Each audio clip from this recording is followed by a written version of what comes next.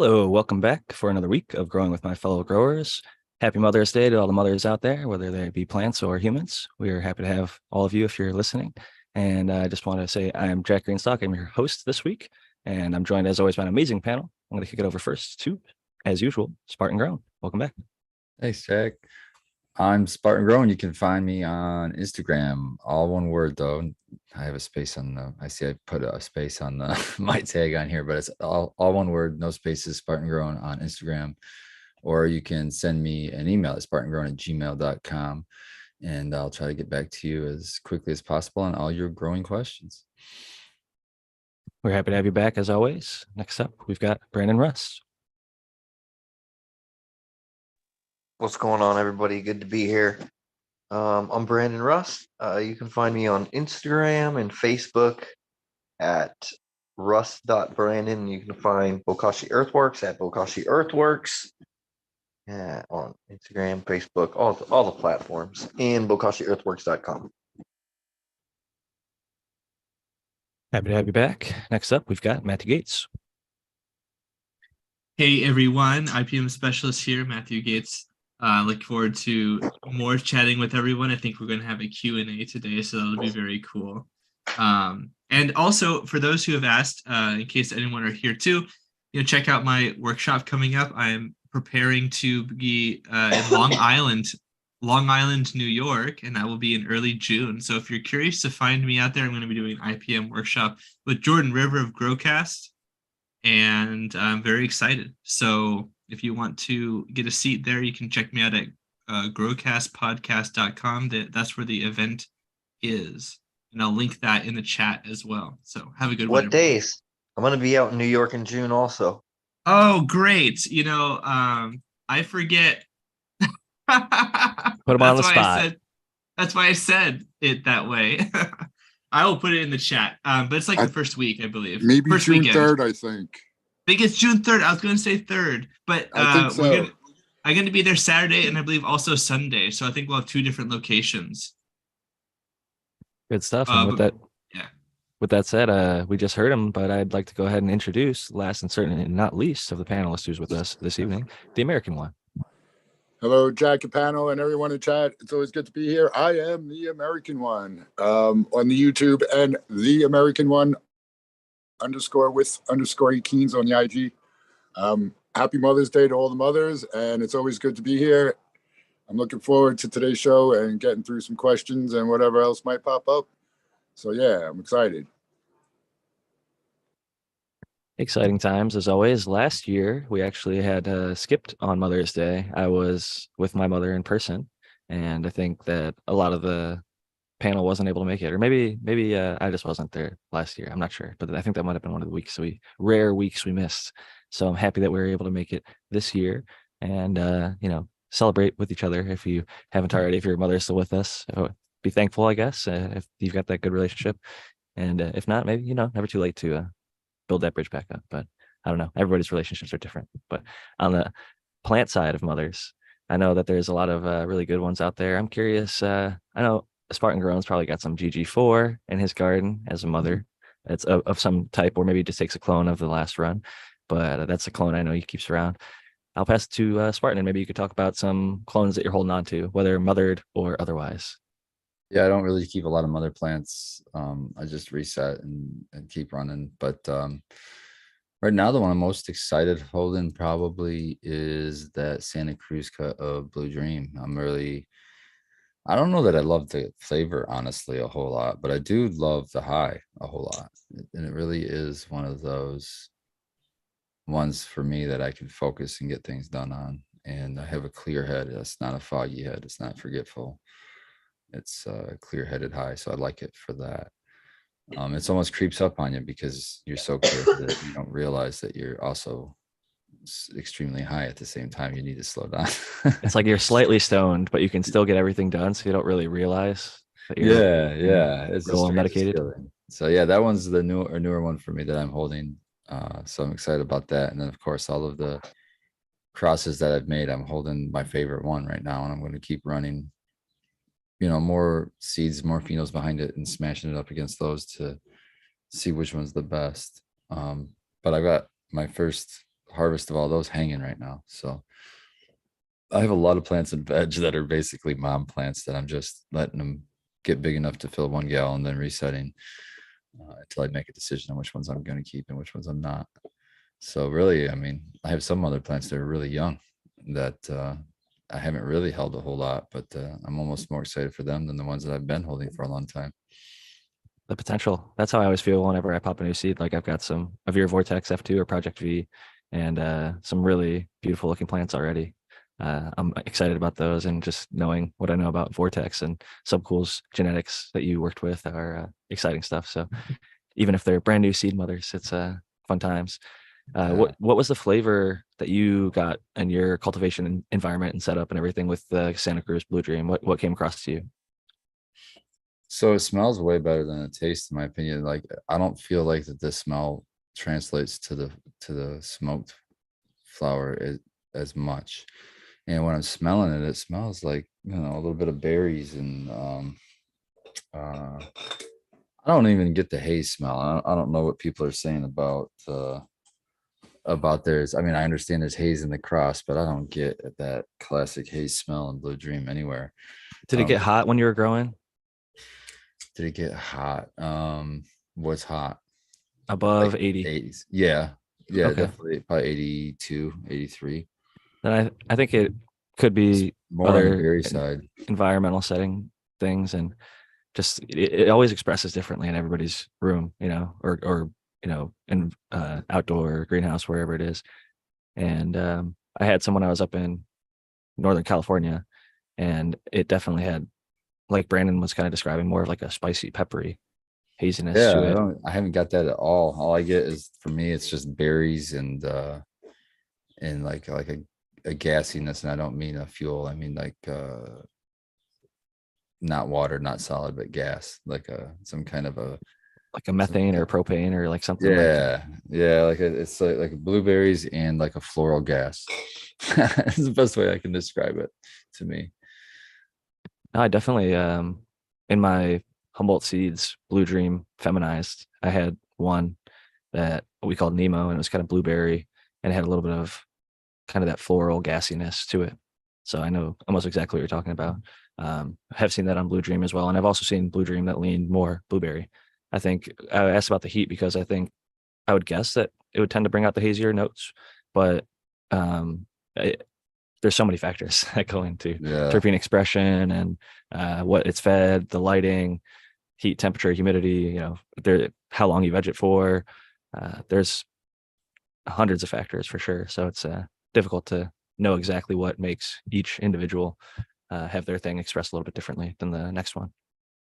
it's definitely a strain that I know it's been around for a while, that it's got some age, because it's not very fun to trim.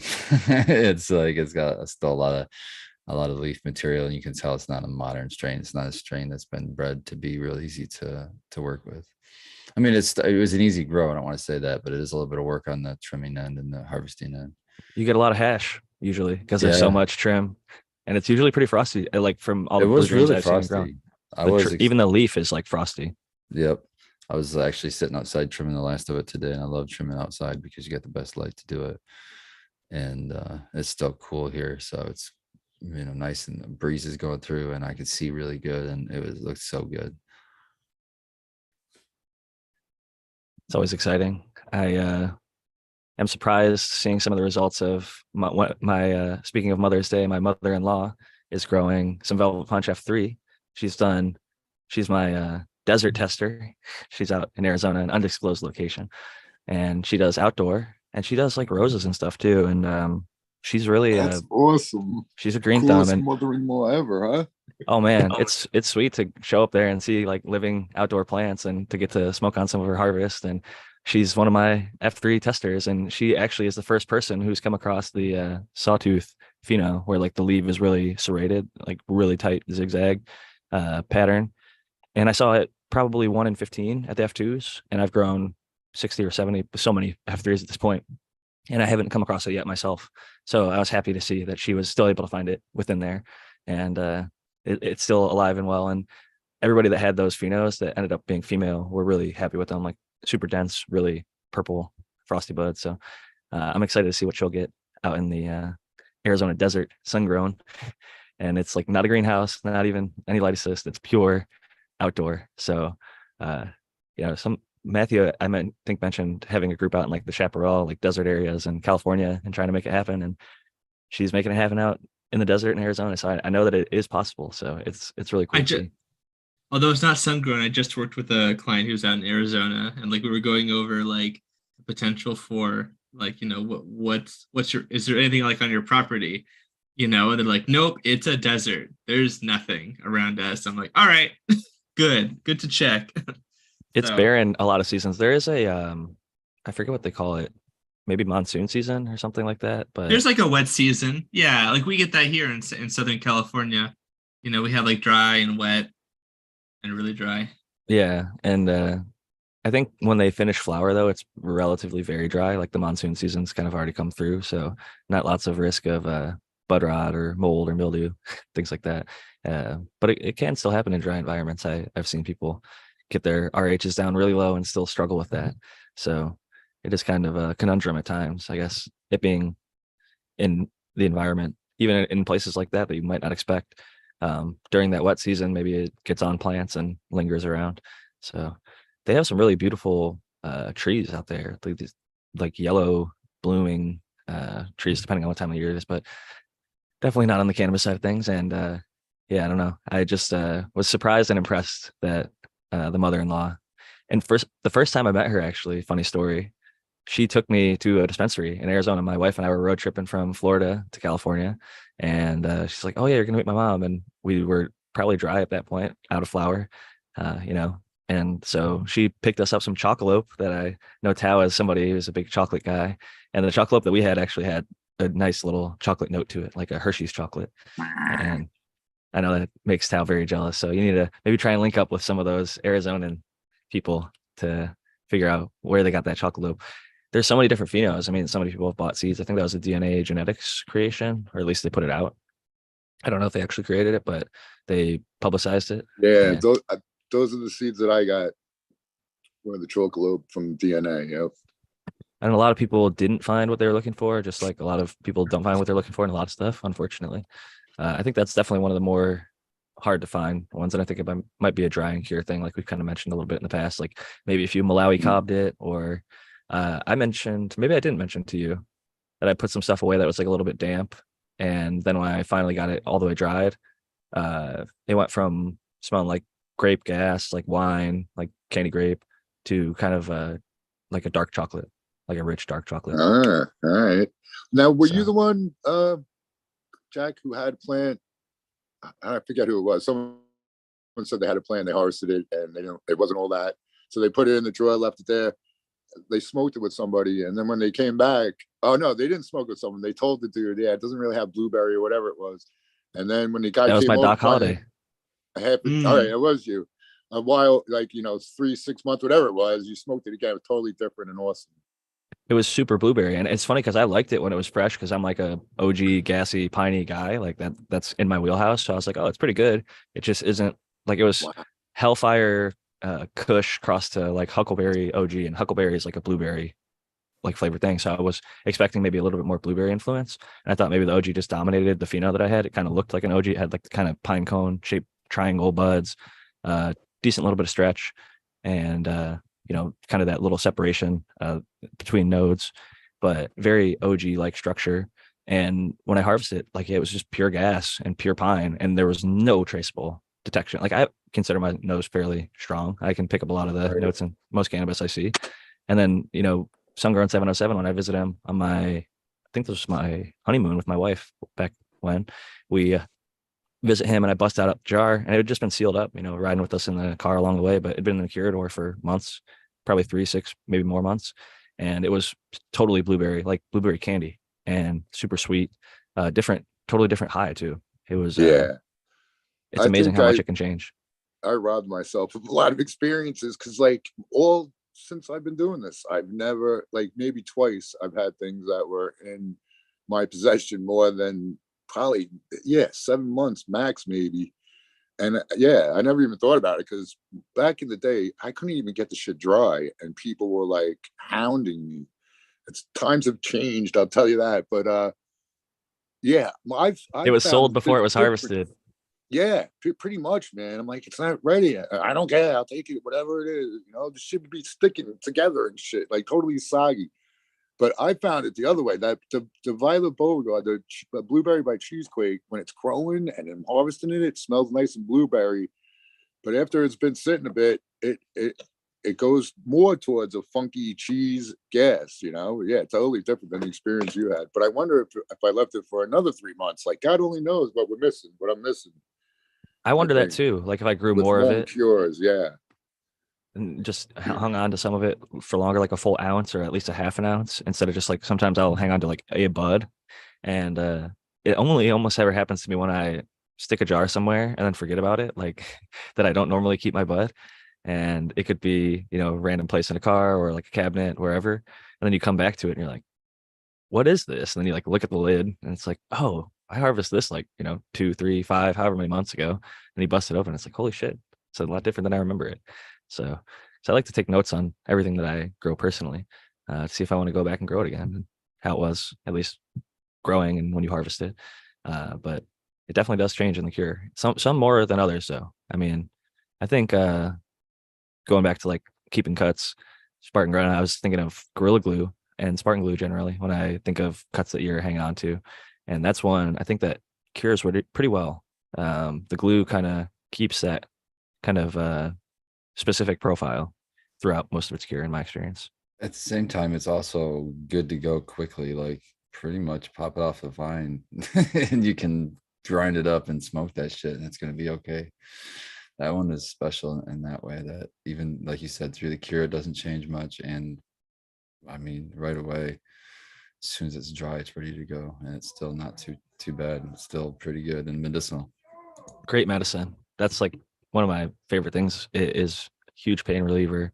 Helps a lot of people with a lot of different ailments. So I'm glad that one still goes around, even though a lot of people blame it for some hot blatant viroid spread that once upon a time happened. But I think we're getting better with that kind of stuff now. And even if it did, I think it provided so much great cannabis to so many people. It's worthy of whatever it may have done. Uh, and that's something that you can get over with good IPM.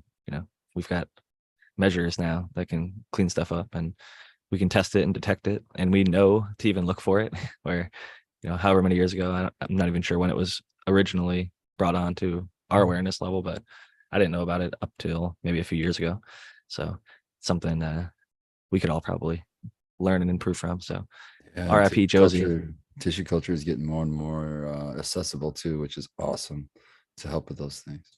Yeah, more affordable, more home kits, more people trying it themselves, more people setting up little labs and services, even like, hey, well, instead of paying 5,000, you could give us 1,000. And then that goes to, instead of 1,000, we'll do 750, and instead of 750, 500, 200. Eventually it's going to be like, 20 or 50 or $100 or whatever. And most growers will be like, well, I really love this clone, and $100 or whatever, it's worth it. If you had a commercial operation, you could justify the 500,000 or whatever people are charging these days, but it's definitely tough to justify it if you're just getting a few ounces or pounds for yourself and friends and fam, and not really doing it on the commercial thing. Yeah. The only thing I add to that is you got to have the wherewithal to do the prevention and or remediation, not of product, but like of the plants if they're like infected with a virus or something. At this point, it's kind of like, if you have it and you're like a big nursery or whatever, or even if you're just small scale, it's important. We all have to, if you're really going to be part of the community, I think it's important to like, not give people pests, right? At the very bare I, minimum. yeah, I have a Acid quick question pathogens, that, anything. yeah, Matthew might know. If you have a healthy plant, is there any benefit to putting it through a tissue culture thing? Yeah. Well, that's a good question. I guess it's kind of when it's like choosing something, or rather, it's like I don't want to put it that way. It's like how do you know that it doesn't have anything in it? Like maybe you just haven't seen any problems, but maybe there's something there that you weren't aware of. I guess that's a possibility, but that's kind of not really an answer to your question. So if we assume that we actually do know there's no bad stuff in it, um, I don't actually know that there's a whole ton of advantages. Because it's not like it refreshes the like, genes. It's still Right. going to be, it's still going to be that same material that's been grown and grown and grown and grown. Um, Removed of yeah, any things that are alive other than the plant, though. That's right. yeah. At least for the Yeah, most part, I guess yeah. it is a really good question. I wonder if there's anybody who did any real study on that. Yeah, and I guess for other plants there could be that I'm not Hmm, thinking. Maybe it might refresh something physiologically, but I'm not sure about cannabis. right. Hmm. Got a question from Real Red Hairs who says, any downside to curing untrimmed buds? I've been busy, so I just threw a bunch of untrimmed buds in jars to start curing. As long as they're dry, no, it's not a big deal at all. I don't think. I would agree with that. I actually The, many the many only thing, harvests of seeded bud I'll keep fairly untrimmed. yeah, the only thing that I could think of maybe is sometimes when the leaves get dry, they're flaky, and then it might stick to the, some of the buds in there. But if I have buds that are untrimmed, I usually lay them in I put them in I don't bag them or jar them. I put them in a tin and put the turkey bag around the whole tin. And if it's too dry, I'll put a Boveda pack in there. That's usually what I do when it's like I don't have the time to get to it, and then I'll get to it eventually. It won't be brittle with a Boveda pack somewhere in there. Or if you just don't put it in there totally brittle, when you get to it, it'll be easy to work with too. Yeah, the dry trim seems like because I like getting all the sugar leaf off my coconut oil. So I really do a trim like a stupid special person. Sorry. You need to get it all for those cookies. Keep those tau Yeah, there cookies you go. going. A No, cookie a day. that's why I need to keep them coming. So that's why I trim so good. So, but yeah, the wet trim seems easier to me. But like I say, I often start wet trim, and by the time I'm done, it's a dry trim or close to it. One tip is on the opposite end, if it is still a little bit damp or you're worried about going into the jar, like you think maybe it's too soon. I've implemented this a couple times just to get that last little bit of moisture out, and it doesn't seem to have any negative effect on the buds. Get some fresh brown paper bags. It could be little small ones for like lunches, or it could be the full size ones from the grocery store, but not something that's been used with like food. Fresh ones. Uh, Throw your bud in there for anywhere from as low to 12 hours, as many as 48 hours. And it'll get some of that remaining moisture out of there. And you could be really confident going into that jar that you're not going to have additional moisture. And I would check on them every 12 hours, maybe even every 6 hours, just to see how rapidly, depending on your environment, some people's conditions are more dry or humid than others, but it acts sort of as a desiccant. And I got that tip from an old school dude a long time ago. And whenever I've got stuff that's a little bit too damp, I kind of use that as my in between uh, to get them just that little bit drier to make sure that they're safe in the jar and grind upable if you're a person who grinds your cannabis like myself to make it easier to smoke, roll into joints, bowls, and everything like that. It's convenient to be able to actually grind it and not like gunk up your grinder or make it so it can't even spin or turn or whatever like that. So I'm curious, Brandon, do you have any thoughts on that one?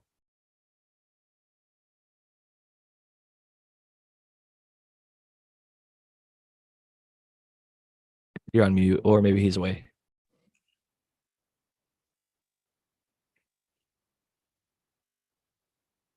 Matthew, any thoughts as far as molds, mildews, and things like that are concerned going into a jar untrimmed? Oh yeah, I mean we've talked about it a few times, but it bears repeating that much to the chagrin of all these regulators who are like, there's microbes on your bud. It's a bad thing. There's not going to be not microbes on your bud unless you're growing in a clean room, and even then, that's probably still not going to happen.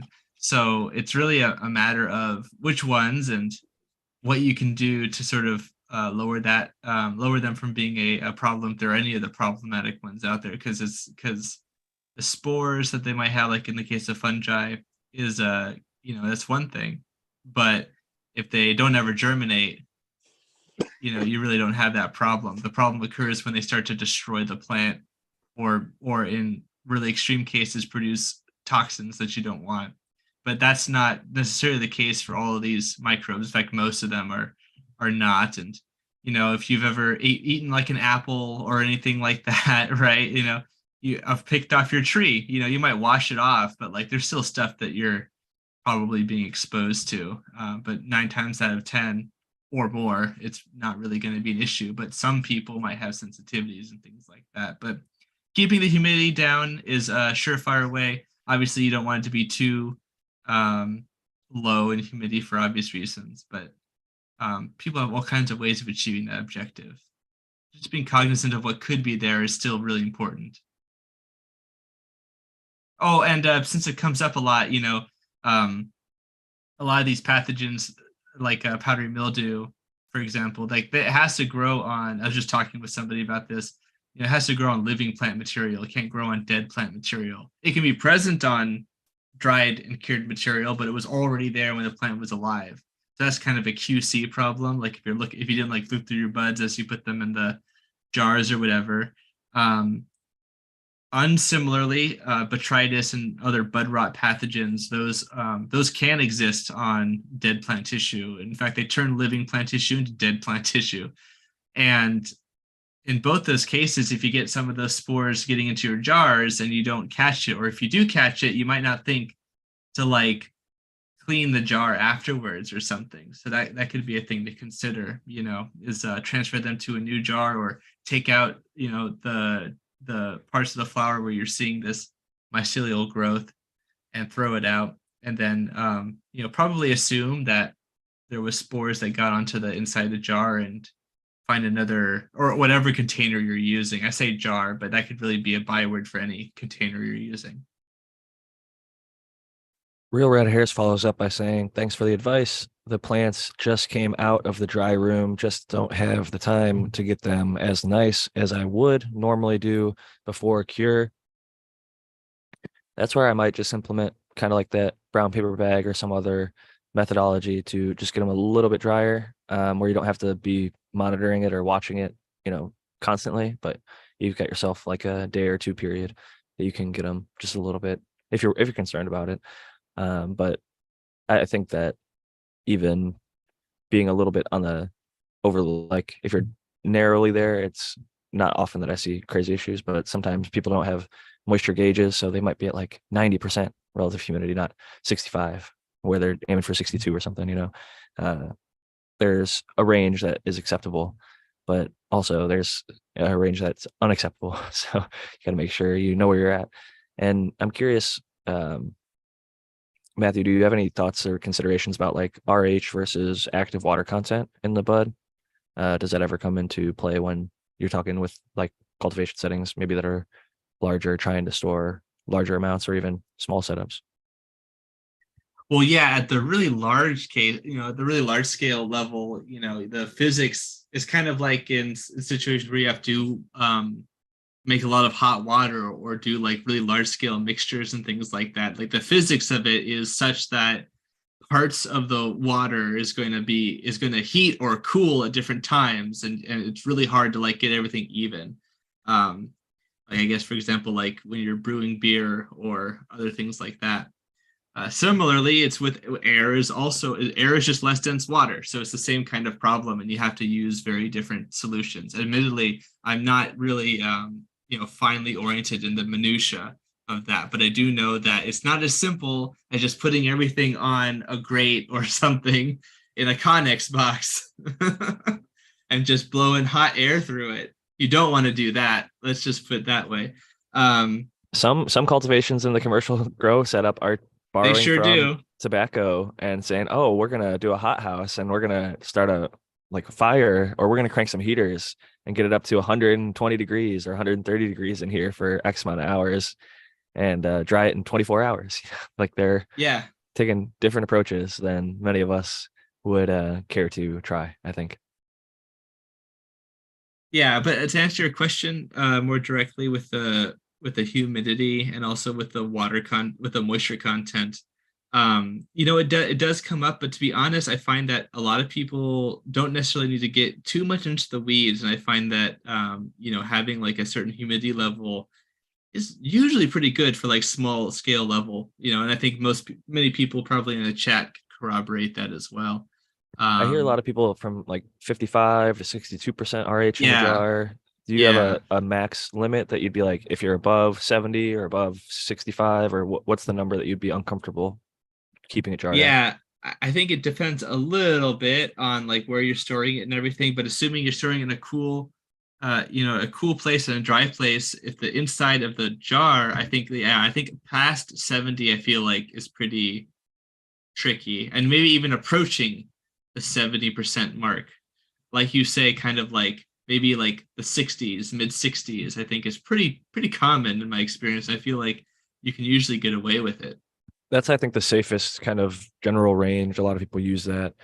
I even see people rehydrate some buds for pressing rosin if they're doing flower rosin. I hear 62% is a pretty good range for pressing. I think something with like there being enough moisture within the press, it's like a heat and a press pressure. Um, some people were kind of speculating on some of the hash shows that it almost like steams the trichomes out, like having enough moisture, like in that heat process. If it's too dry, the trichomes don't like squish and flow as well as if there's a little bit of moisture still in the bud for flower rosin. But that could be just, you know, hypotheses.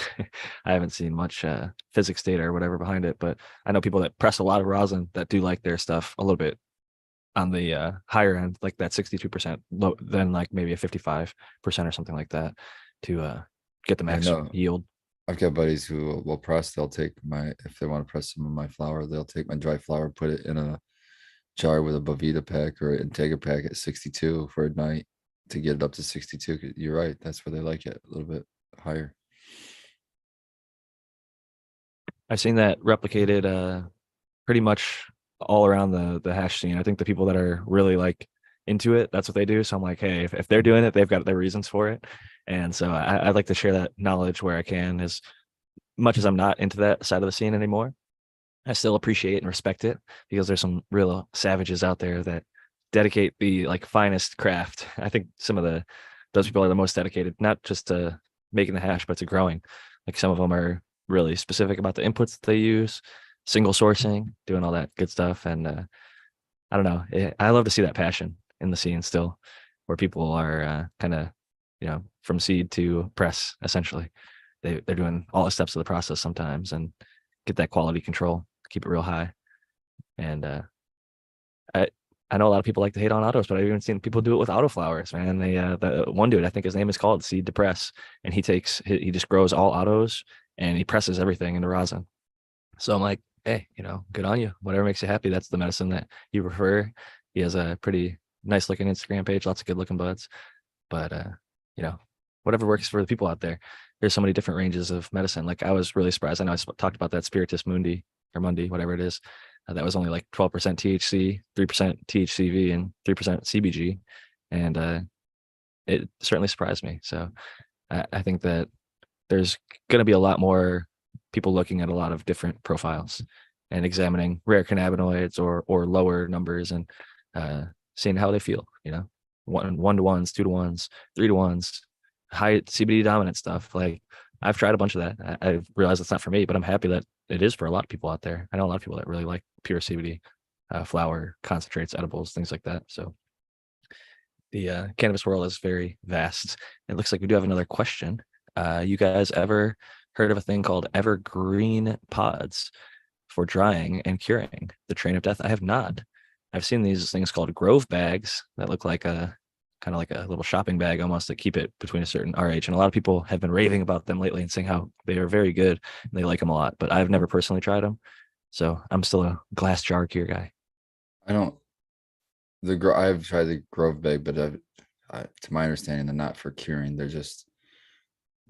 Well, maybe for curing. They're definitely not for drying. But yeah, they're a two-way humidity kind of a thing as well. It's just a bag though, not a pack that you put it in. You put it in this bag and it's got a membrane in there that'll release at certain humidities. But I like it. Jocelyn says boost packs don't rob terps. I've seen a guy who got robbed for putting, or not got robbed, who guy got fired for putting Boveda packs in curing bud bins after new management said no more terp thieves. So I guess some people are. There is a distinction. Like Boveda uses like a salt-based, essentially porous package, where Integra uses a vegetable-based, like glycerin, and it's sealed. So, food grade dyes and all that good stuff. I never felt that I couldn't smell the Integras, but I did definitely smell some of the Bovedas, like probably 25% of them, not 100%. But that is delivery service I used to work at. We used to use Boveda until we noticed like some of the buds I was getting. I was the one writing descriptions. They'd come in and it would smell really good. And then they'd all sit with the Bovedas for a day, a few days, or a week. And then everything started kind of smelling like Boveda and not like the flower that I wrote descriptions for. So we switched to Integra and didn't have that issue at that delivery service. But to be honest, I think ideally you get the jar to the right RH and seal it, and it keeps pretty damn well. So you don't actually need any of these packs. So I've abandoned all of them and just gone to getting it to the right RH. When you seal that jar, keeping it there. Um, Having like a wine fridge or a curador where you keep something at 60 degrees, 60% RH will help kind of stabilize if you crack the jar open in there or leave it in there for a day or whatever, and then seal that jar up. You can get it where you want it to be, but it's not even really necessary, to be perfectly honest. General fridge would even work. So Ned Denver says, if you're in lightly amended cocoa and you want to also feed half strength jacks, would you pH the nutrient solution accordingly, or would you pH a little higher since it's an amended medium? I'd kind of keep it in like the middle range, kind of personally. Like mid fives to low sixes for cocoa tends to work well with like amended nutrients or liquid powder, whatever you're watering in. So I think that range is going to be generally safe. But if you're noticing any like lockouts, I'd maybe dial up or down. But maybe we could see if Brandon's here. I see him unmuting. Yeah. Brandon, what Yeah, pH range would you go for with this one? if he's talking about like a cocoa core that's been amended with like a calcium and magnesium supplement, because some companies will do that They where call they'll that add buffer, like a buffering, or what's the yeah, word? yeah, they do it to buffer, and they also do it to kind of push off any excess sodium that could be in that core as well. And so um usually the type of amended cocoa like that, it's not so heavily amended that it's going to affect the pH of what your solution should be. So 5.8 to like 6.3, I think, is kind of ideal for those hydroponics situations in my experience. It's good advice. Spartan, I know you've kind of done some Coco Loco. I don't know if you ever poured nutrients in on top of that, but what kind of pH range did you like using the Coco Loco being like an amended cocoa? Did you measure or take any note of that, and how did things go? Um, to answer the question that he was asking, it's really kind of Brandon hit the nail on the head. I thought was like it depends on what's amended.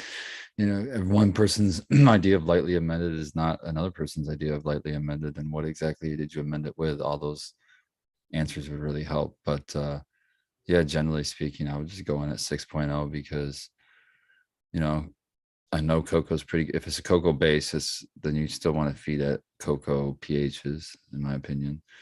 And the only way that that changes is if you're adding a bunch of organic material on top of that. If you do, if you're over 50% cocoa, then I'm thinking, yeah, I'd be pushing more towards the 6.5 range. But I guess those are my general guidelines. I think that's a fair, response. Obviously, it's good to avoid just generalizations because, like you're saying, if it is heavily amended or lightly amended, that really depends on whose definitions and what exactly is in there. Like a buffering is different than like Coco Loco is kind of like a amended for a run. It's like got nutrients in there to try and take you through harvest. Where like some Mother Earth might be like a 70/30 cocoa perlite and it comes pre-buffered so that you don't have to dump a bunch of CalMag, or people think, oh, cocoa leaches calcium, magnesium, so I'm going to throw a shit ton of CalMag in there, maybe unnecessarily. Dr. MJ has actually got some good guides on how to kind of wash your cocoa and then buffer it yourself, depending on where you get it from. It might be saltier, it might be buffered with agents that you're not familiar with or comfortable with, or know where the numbers are at. You can even run some water through it and test, is there EC runoff, what's the pH, what's going in versus out, and things like that. Kind of get an idea of what kind of cocoa that you're working with. So there's a lot If of you're gonna different. rinse and wash cocoa, you can always use a surfactant. Really, really helps move everything. Yeah, he Move everything. recommends yucca, I believe. Yucca powder. A tiny bit goes a long way too. Yeah. But if you don't have yucca, you can use even like Dawn dish soap or Dr. Bronner's. A drop of most soaps will pretty much take care of, a few gallons of water Yeah. for wetting agent or surfactant. Soap nuts is another good organic one, cheap. You can throw them in your little shaker bottle, shake it up a few times, and that stuff's going to be really really wet water, as Dr. MJ sometimes says.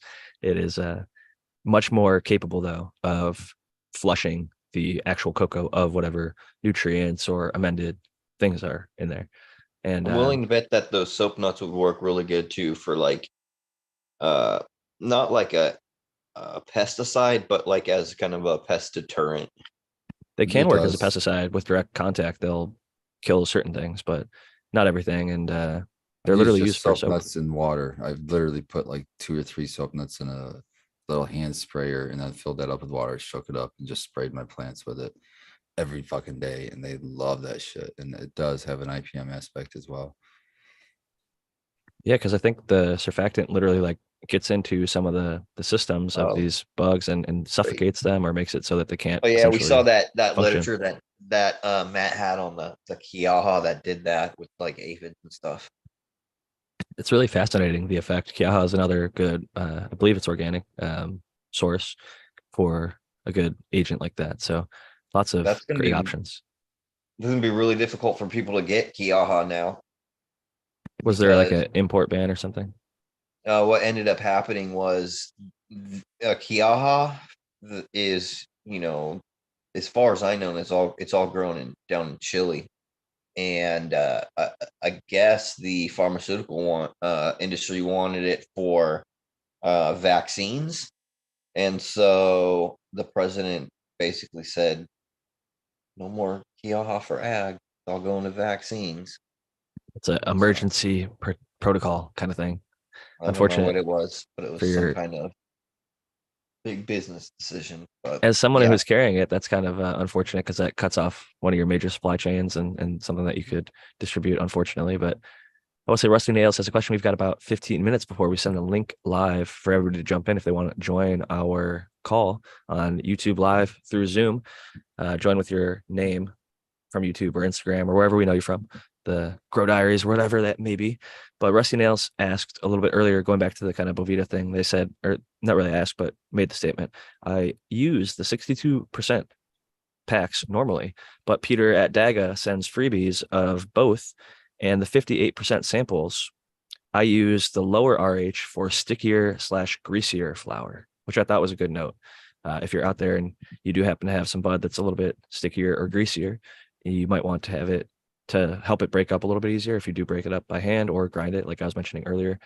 You might want to go with that slightly lower. I mean, 58 versus 62, it is a small range there, but it does make a you know what I difference. You think can tell. the best solution is just don't put it in a jar until it's done drying. I think a lot of people mistake though when it is ready. They Yeah. worry if it gets crispy on the outside at all, that maybe it's overly dried, or they think that it's done as soon as like the outer stuff gets a little bit dry.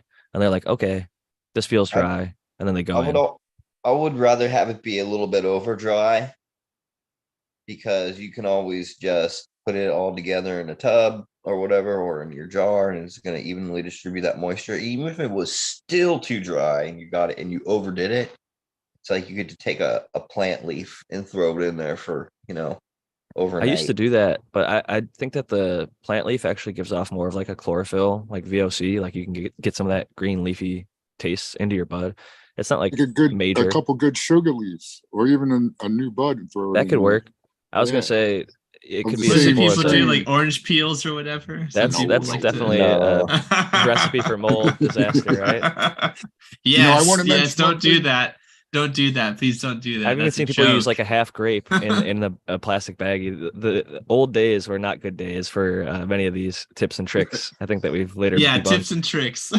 One that's been Once around though you since like they've been bringing tobacco and probably smokable hemp from like the 1700s was in Spain. They used terracotta little stones or pieces, and you could soak terracotta because it's porous and it gets, you know, a little bit damp itself, and you drop that into a jar raw, makes these little hydro stones. But there's a whole bunch of different brands out there. You could even just break up a terracotta pot and take a small piece of it, soak it, and then drop that into the jar, and it slowly releases that moisture into the jar over time, so that it's not like one big moisture dump. There's no flavor or anything if you use a clean water source.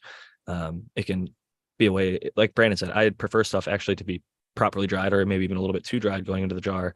And then if I need to introduce a tiny bit of moisture, I have that as like a tool in my toolbox that rarely comes out, but it is an option.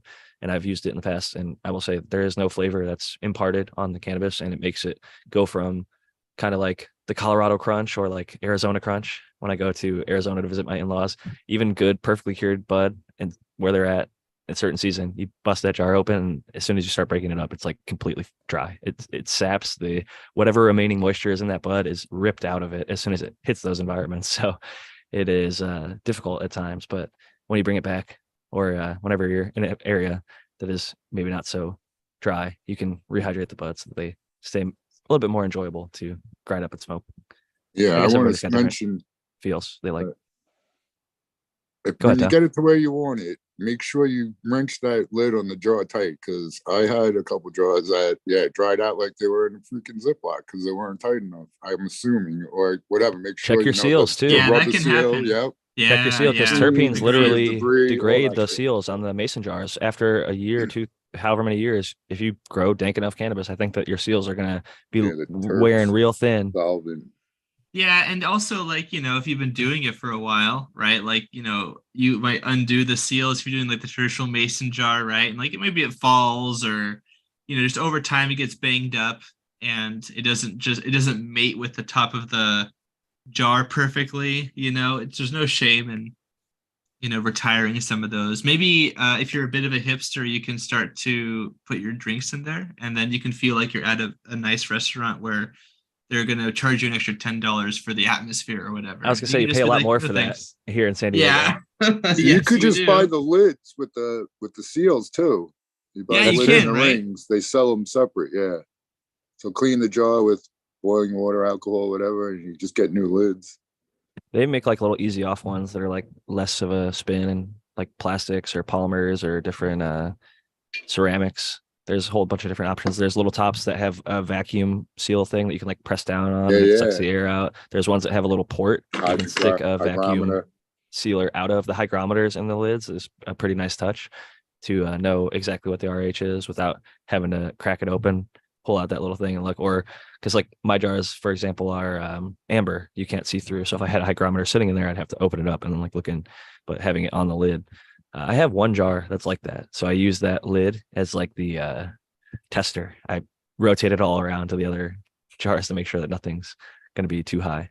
But like Brandon said, I think just making sure that you go in not too damp, make sure the buds are all the way dried all the way through is a big way to avoid any of those issues. And make sure that your bud is able to be smoked up and enjoyed. Because I've had some bud that's a little bit too fresh, and you try and smoke it. It doesn't smoke great in the joint. It doesn't burn evenly. It doesn't burn all the way through in the bowl. So it just properly dried bud is a enjoyable commodity for sure. One of the things that I think is really important about a joint is the water moisture content, because that, and the dryness also, right? Because that plays a role in how hot it will burn. So that'll have a lot of effect on the flavor and the smoothness of how that thing hits. 100%. Because like you're talking about the vaporizer or the heat, there's obviously combustion with a joint, right? We're smoking it. But within that, somebody described that there is, and I believe that this is factually just true based on the physics of everything, but the bud that's not quite burning, if your joint is like, I've got a bunch right here, I'll just pop one out and start smoking it here a little bit. But you've got the end of your joint, right, where there's going to be the flame is up here, but the bud that's right below that flame is close enough to the heat that it's starting to vaporize. Some of those terpenes and stuff are being vaporized before they get burnt. So as it's heating up and burning down the joint, you're getting smoke and you're getting vapor within the joint. So it's a combination of factors. It's predominantly smoke, obviously, but there is vaporization going on even in simple combustion, just by nature of the proximity to the heat of the flame. So I guess I that would think that's apply one to of the reasons any smoke. why I mean, for a lot of pre-rolls, I mean, a lot of pre-rolls are made with shitty material to begin with, but you could have Floor start trim. with good material that's ground maybe too fine, that dries out, that ends up making it taste bad because of that, you know. It burns so hot when it's ground real fine and real dry. Yeah. It almost like has no flavor. It's just like you get the heat from even right off the first few hits. It's like real hot. So You I know got what to you're know talking how about. to roll the different kind of weed you get in your little tray there. If it's too wet, you got to roll it looser. If it's really dry, you can't roll it too tight or it won't burn, but you want to make sure it's not loose. Been Otherwise, there. you take that one hit, like in the cartoons, they take one hit, the whole thing's gone. Oh yeah, My buddy rolled a or joint you'll like get like that. they'll get a bunch of little particles in the back of your throat. Scooby snacks. Suboptimal. Yeah. Yeah. Kidding or not, never fun. The worst kind of Scooby snacks. I usually had the issue that I would roll the joint too tight, which Yeah. I feel like is actually a good problem because then you could just take it like between your hands. I'm gonna set my mic down and demonstrate. Just Do like you guys all prefer smoking joints? Joints Who are my wants to, favorite. who Okay, Joints are so my favorite for sure. Matt's a joint guy. What about you, Jack? Are you bong. bong or joint? I do joints for the show, but I'm a bong person 95% of the time. I Yeah, smoke I pretty am much too. flower out of a bong. I smoke joints when I get like free pre-rolls or if we get free papers like cones and stuff, we'll pack Like when you're some stuff when you're up. like out Yeah. doing Yeah. something. Yeah, They have their that's how I place I am too. on the I go. do recognize that joints are more wasteful. Like it's easier to like get to be more efficient with like a pipe or a bong Yeah, or whatever. At least for some people. for sure. You can get high off a smaller amount of material with those other methods, I think. The way that Yeah. I describe a joint to me, it's is like if I was swinging a hammer at a carnival on one of those things and ring the bells, taking every hit off the joint is like I'm hitting it and I'm only going halfway up and I'm only Yeah. going halfway up and I'm only going and a bong, it's like I can swing it, I can fucking hit that bell. I Bing. like That's that. kind And of if you got a that's kind of the gravity difference. bong, you're blowing past that bell. Blowing the bell off. If you got a Yeah. gravity bong, it's like getting onto like a little seesaw and then like dropping a boulder on the one hand and just like pile driving the hammer. A toddler on the other end going flying over the moon. But with that said, Dr. MJ just joined us. Welcome in, Doc. Happy Mother's Day to you, and hope you're doing well. Thank you much. Yes, thanks for letting me in and joining. I'm sorry I'm late. It sounds like you guys are having fun, but I trust the audience here knows me. But I'm Dr. MJ Coco from cocoforcannabis.com, and I am showing up late because of family duties on Mother's Day. My mom came over and we had breakfast and lunch over at my house today. So It's always Nice. great if they're still with us and you've got the relationship. I think all the better. I think even if you're What- on opposite ends of the country, like if you can send What's them a your gift or favorite even way give to them a smoke, call. Doc? Yeah. Yeah, Doc, what's your favorite way to smoke? Yeah, Doc. Talking about joints. I like joints, but they are very wasteful. And Yeah. these days I'll smoke joints with like my lower grade stuff. So like, older stuff or whatever that I don't Burn like. through it a little quicker. Yeah, I mean, I'll roll up big fatties. I don't care. Like if it's my like, I don't know, it's like I'm running a little bit low on my top shelf stuff. I got a harvest pending here, but like I'm getting a little bit more stingy on like the top shelf stuff. So I won't roll joints with that right now. Yeah, I get that. Yeah, it's one of those deals. But right after a harvest, man, I'm like, high roller. I'm rolling joints with like, I bring it up a few times, but I'm gonna say it again. Like it just kills me to see, like, especially at events where there's a lot of like breeders or growers where like they just have they just have tons of their own material. They'll like smoke halfway through a fatty joint and then just leave it. And it just Toss Oh, a it big just fat feels roach. it kills me. I've had lots of deeply. arguments with our friend. It's George nice Ritter. having it like that though. You know what I mean? When you can just fucking smoke Yeah. dank all Yeah. the time and not have to worry about running out. It's Yeah. true. Absolutely. That's the reason to grow. Yeah. like a It's grower still joint is a So gorilla finger. I'm a lot like you guys, though. I love the bong for myself, but it's joints are mobility for me. Like if I'm going somewhere or I'm gonna go meet some friends or I want to share something, I want that joint. And I have a little caveat too. The first time I grow something, when I'm trying to judge flavors and taste, I want that joint. I want the joint every time. I want to know what it I tastes do like in every the joint. I do it all. Yeah, you guys are all discriminatory. I love it all. I'll smoke it any way you want to give it to me. First off, Cookie, second vape, off, Hey pebble. man, you can see me on Hey, camera it's today. okay to I have did a it's dab. okay I to did a have bong rip. favorites. there you go. It's Spartan okay to knows, have spot on. favorites, okay. Right. What was when it? I grow something, sorry. Oh no, I was just saying what were you Coco was saying something about an argument or something that he has about the wastefulness of An choice. argument that I have about the wastefulness. Did you say I that don't you know. you would get into a conversation with people who Yeah, would like you leave did say them? something along those lines When- about wasting. I think you were saying Jordan Like River just is now. someone who just likes now, yeah, to. Jordan River, our friend Jordan River likes to throw away like joints off smoked, or he'll cash out balls. He does. Oh, I can't I believe know. Give him a that. hard time if you smoke a bowl. I will. Like what he'll do, and I've given him crap on his own show about this, but he'll like he does it greens +1. He says so like Greens +1. yeah, like He'll hit be it fresh, maybe one more time, and then he's out. Yeah, Oh, and it's- if there's no more greens. You'll have like one, and if it's him, and just like chuck it out and like, okay, we got to pack the bowl again. I'm like, that's like still a bowl. I'm like, What was that? Like, yeah, I smoke it till it's white. I smoke it until like I'll Me like too. pick my finger down. Oh no, there's something Yeah. so hard in there. Okay, I'm Yeah. gonna I'm I the don't same know. way. Yeah. What? Yeah, if you grow the exceptional cannabis, dude, it's good down to the tip of the freaking roach. It's good till it burns white. There's nothing but white ash left. But before I forget, let me say, Spartan's dead on, man. When you grow something new, I roll a joint, I clean whatever, I clean my glass. That's the other thing. I really love clean. It's got to be clean, man. When you get a clean bowl or a clean bong, Yeah. Makes a That's huge when you difference. taste it, you know? Huge Especially difference. For a Yeah. huge difference. yeah. But that's a good thing. So we're growing. So every harvest, when I clean something totally spotless clean to get the real taste off of it, and I roll a joint, and yeah. But yeah, I love when it's new and it's that time, you know, clean and fresh and new. Yeah. yeah. I'll say know, this for speak- smaller It's worth joints. $35 just to get that. The Yeah. smaller joints, even if like you have plentiful flower, I prefer a joint no larger really than something like this right here, what I call like a standard cone, maybe. Maybe a little longer, maybe a little shorter.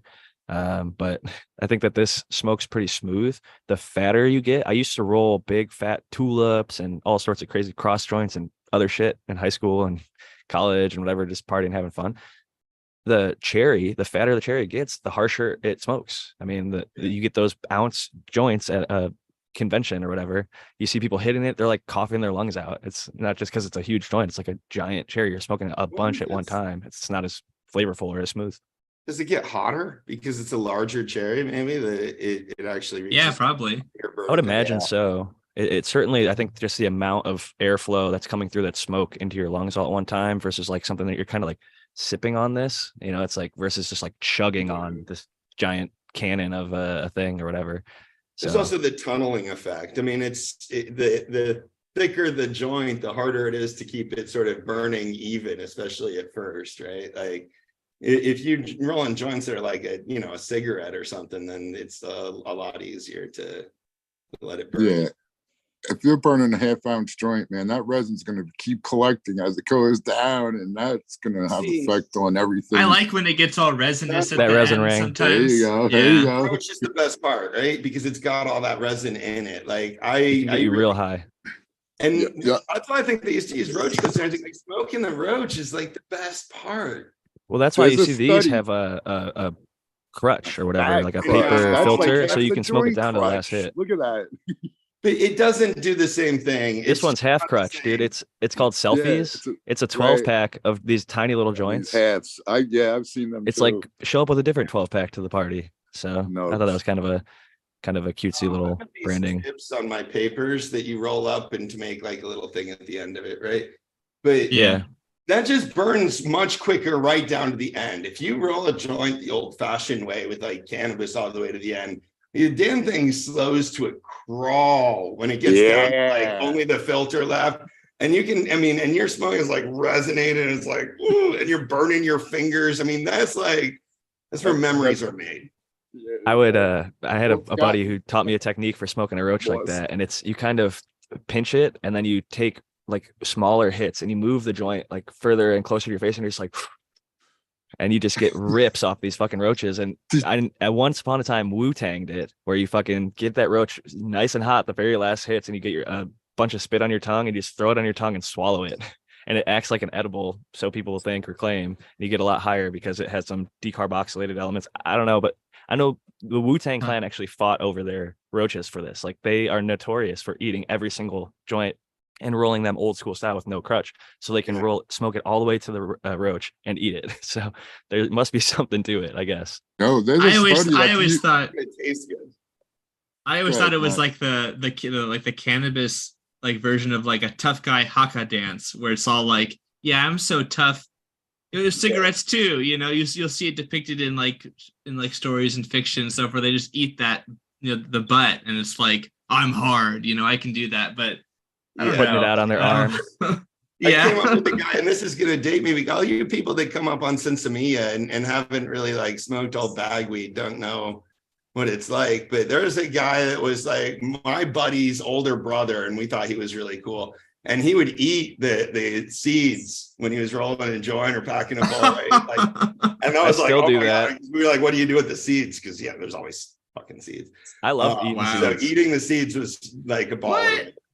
Exactly. They're healthy for you. They have a whole bunch of different little like acids and things in there. But like I breed my own seeds now, so a lot of them end up being white, and people don't like white seeds. So I'm sorting through there. I'm like, oh, I'll take my little tweezers and pop the white seeds in my mouth, and keep all the good-looking ones for the people that want to grow them. Oh, I remember I tried to give him my seeds, and he's like, "Don't fucking give me your seeds. Like, I'm not eating your seeds. Like, I do this to get rid of the seeds. Like, you get rid of your own damn seeds." If you have diverticulitis, don't do that. Anyways, you probably already know that. There's a study that the UN did that 50% of the THC in the joint is left in the roach. Yeah, Chad Westport was saying that in the chat, right?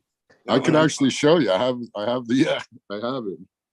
But I forget what I was going to say now. There was something else I was going to get at. But yeah, right here. If the cigarette is not entirely consumed, as much as 50% of THC may accumulate in the unburned end or roach. In this case, I want this to send to Jordan River.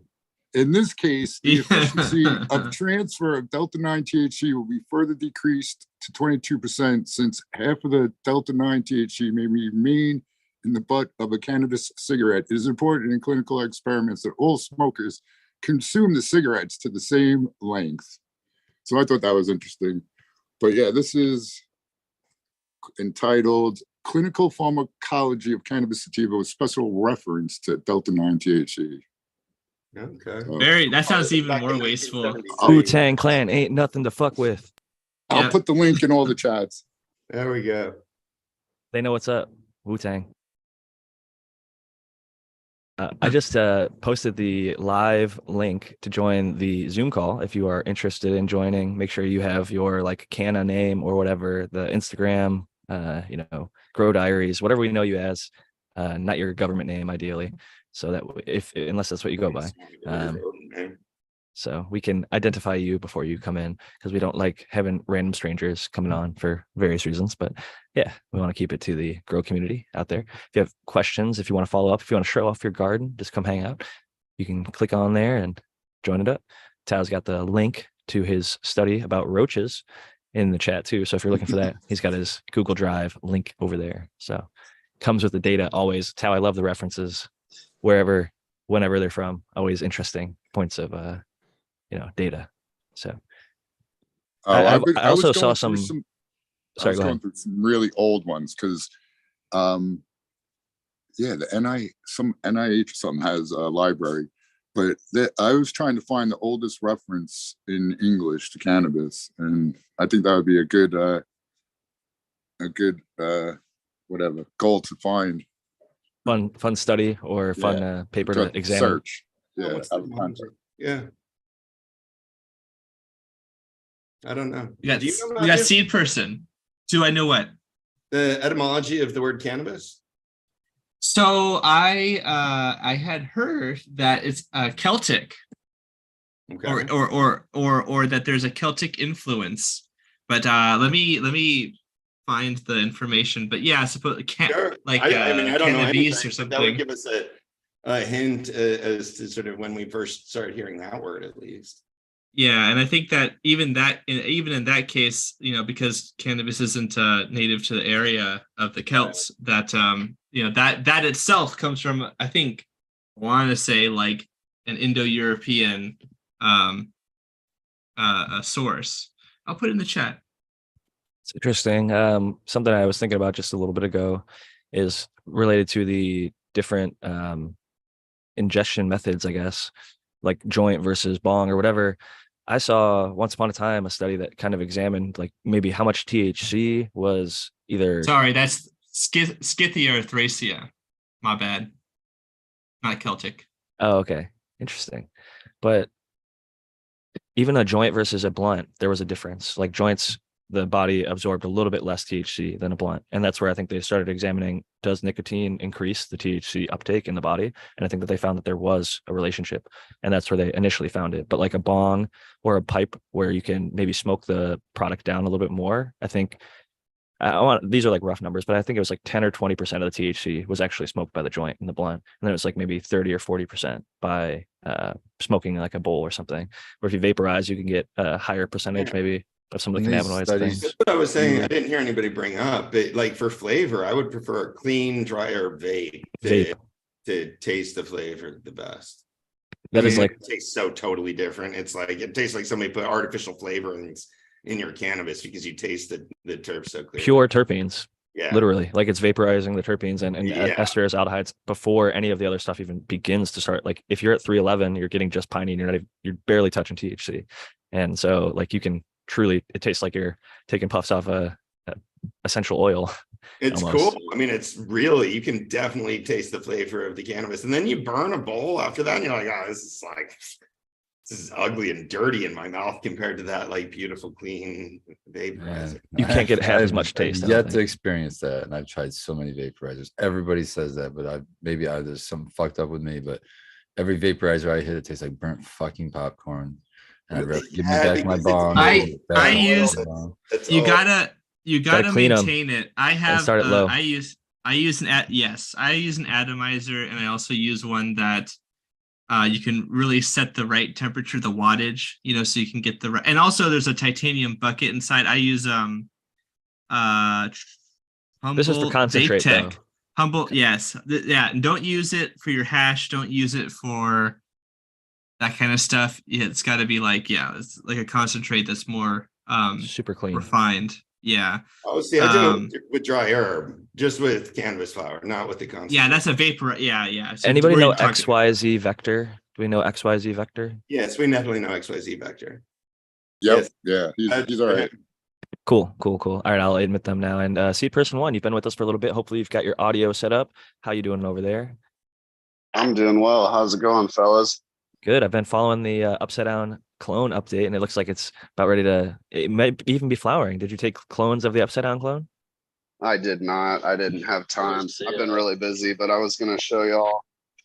Let me flip this camera here. Good to see you, Seed Person. Good to see you too, Spartan. You look like a model with your blurred background. Thank you, man. So there's the Upside Down clone. And it's like looking good. What's the strain again? 3.5. It's a Grand Champagne from 2020. Nice. Here we go. We got the spotlight. So this is interesting. It's a small pot. It's unbelievable. It is. Is that a 1 gallon? Yeah, he stuck the top of the clone in the dirt, and like the bottom of the cutting was sticking up in the air, and got the top to root, and then a node that was left sort of above the soil line like turned around and grew up from there. Is that all basically correct? Yes. And there it is. So there's that the is stub. right. And the leaf would have been above it because it was upside down. So But It's been a here's fun project. this is Yeah, that stem yeah, has it's nubs very on the top, That's root wild. nubs on the top of the, like where, yeah, you know what I mean. Yeah, the yeah. little nodules popping out. Wild. That is cool. It looks like a The top. It's like where it was cut and then flipped upside What down. was the size of the pot though, seed person? It looks like maybe a 1 gallon. It looks very small. it's a 0.8 gallons. It was some random Amazon brand that was on sale. Okay. This the one thing I wanted to say, it's really so you know how like your plant, if it's like a plant like this, you're gonna see the yellowing on the lower leaves, Yeah. and it's moving those nutrients up to the top, right? Is that how it works, as far as I understand it? I mean, yeah, for the mobile nutrients, Like or nitrogen is a mobile mobile nutrients, it's nutrient, just right? no longer depositing Yeah. that in the lower leaves. Right. So this is upside down, right? And this branch right here is growing out from underneath the soil. So it's actually below Okay. this node, which if it was upright would be above it, right? So if it's still moving the nutrients that way, this is the greenest branch out of all of them. And it's the one that came up from underneath the soil. I think it's because it's farthest from the light. It might have roots too. That one branch underneath the soil might have I agree. roots It probably going, does which, have roots. yeah, Likely has its own root which will help system. it. Which will I help would it. expect the flow through the phloem to be completely reversed. I don't think it's gonna start moving nutrients just sort of toward the old top necessarily. Okay. Yeah, I thought that might be like, I don't know. I just I mean, thought it's maybe, interesting. but yeah. It Yeah, looks 'cause like they weren't- maybe calcium issue. No, because What we're then the seeing. top. Well, Sorry, the top. Show me the top leaf leaf that is like yellow. is most damaged. Yeah, what's going on there? So this one also got bombed with the other ones that we were talking about the other day. The pH issue. Oh, okay. Yeah, that might be related to pH issue. So it's it's in the center of the plant, just like these are. Probably just drying out too fast. If you're having pH issues, it's probably just if you can keep more moisture, Oh, it might solve a lot. I added armor side and then I didn't check the pH and I went really high or something. Okay. I don't Yeah, know. that'll It do just it. fucked them up. So, but they grew out of it mostly. So. Okay. I think the yellowing might be related to that then too, but I'm curious to see. I would expect the plant now knows what's up and down again. Right. There's But the it's cat. wild how well that works out. Yeah. So yeah, that's my my little update on that. Abacus. Yeah, It's cool to Atticus see. is he's on a diet. He's not happy about it. Dechunkifying the cat. I'm trying to, man. It's a He process, but follows me it's around all doable. afternoon. Yeah. Begging for food, So love and yeah. attention. Yep. Every time I come down here and turn my camera on, he's like, "I'm right here. I want to be on camera." Maybe feed him a few cannabis leaves. My vet said it's all good. Helps the fur balls stay away. It's good. Yeah, they won't eat it for some reason. I offer it all Okay. the time, but yeah. Mine kind of grew up on it when they're kittens. They're exposed to the grow, and I think they developed a taste. I feed them all the males and rejected plants. So now they get excited certain times when I open up the grow. And like when stuff is seedlings or not quite developed enough that like they can sacrifice a few leaves being chomped. I have to fight my one cat to keep him away because he really loves to come chomp them as much as he can. So lock the cabinets and zip the zippers nice and tight. We also have XYZ Vector with us. We saw a little bit of the garden here. I'm going to spotlight you so you could go ahead and tell us what we're looking at. And if you want to, I don't know if your camera's up and down or you can turn it sideways to give us the full view. Well, I don't have much to show right now. I'm in the middle of building. I've been working on a project here, building a dosing system for my hydroponics. Unfortunately, it's nighttime in the plant room, so I can't really show you much of anything. But they're autos; they should be okay, right, Doctor? Yeah, you can interrupt autos in the night. Yeah, if there's a photo, I have some photos grown in soil, but I don't really want to interrupt those. We're Oh, increasing the yield. Is that Yeah, these are. SFC? Yep, these are my SFC grows. Started on Right here. 420. Yep. Yep. So we're 26 days old now, 25 days old. What is it? Yeah. Yeah, 25, I think going on 26, maybe. No, I'd And of have to course, we look in come my from when controller. seeds get wet. Yes. And I started them at 9 p.m. Arizona Standard Time on 420. So yeah, Oh. that's that tent. And then I'm working on another tent out here. Don't mind the noise. It's gonna go right here next to the soil grow tent. I can't open her up because she's photo periods and she's flowering right now. They don't wake up till 6 p.m. And then I'm out back here working on my dosing system. So yeah, this is. Have you told I've everybody on been- the show about your dosing system?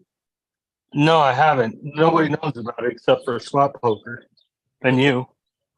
But this is what What you're trying to do, or just give them the overview at least. It's an interesting project for sure.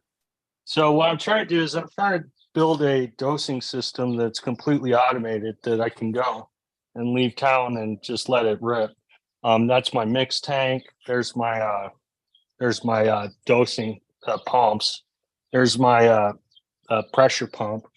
There's my controls right there. I had it all set up this morning, but I had to take it down because I'm getting ready to set the tent up and put it all together for the grow. And then I'm gonna put all that stuff on this. I'm gonna put the tent piece of board down, and I'm gonna put this inside, and I'm gonna set the tent up on this stand. Gotcha. To use gravity to drain. Yes. Gravity is it's free. So you're going to be able to leave town and control your dosage and mix batches of newts and then feed your plants all remotely. Through my phone. Yeah, that's cool. So yeah, like having your own dosatron at home, but yeah, on a smaller scale like that. Yeah, much smaller. I mean, the mix tank's only 5 gallons, and then the reservoir is only 12, and then the runoff tank's 27. So yeah, I'd probably run it for about a month before I'd have to drain the runoff tank. But there's my mix tank. So yeah, it's coming together. Runoff tank, you said? Yeah. Yeah. So it should be able. You won't get a gallon of runoff every day, so for sure you should be able to last over a month. Yeah. Oh yeah, easily. That's awesome. the goal. Between you, automation is freedom, and stares at plants, we could friggin' really rock and roll. You guys are just going to be sitting back with your feet up, plants taking care of themselves, trying to figure out a way to not have to trim them. Yeah. It's been fun talking to him about that project, and he's a great tinkerer. I love seeing his stuff come together. Well, hopefully it'll be together by the end of the night. So I need it together by the end of the night. It's exciting. It seems like you're pretty close to the end of the journey. I know this type of stuff takes a lot of preparation, testing, tinkering. I'm sure the first iteration might not be the final iteration. You'll probably keep on finding, oh, I could do this, I could do that, and make it a little bit smoother and easier, and figuring out, oh, this first trip that I went on, everything was pretty good, but maybe I could do X, Y, or Z differently. So well, actually, this is the second iteration. Let me show you the first one. It's kind of in pieces right now, but just because I needed the controls from it. But yeah, this used to be my dosing system. So, and I just dose straight into the tank. The problem with that is you have to run the tank completely dry to, put your newts in. And that kind of defeats the whole purpose of this, because you have to manually drain off that tank to get her completely empty and then manually fill it. So version 1 works great. Just, it's too much work. It's still too much work.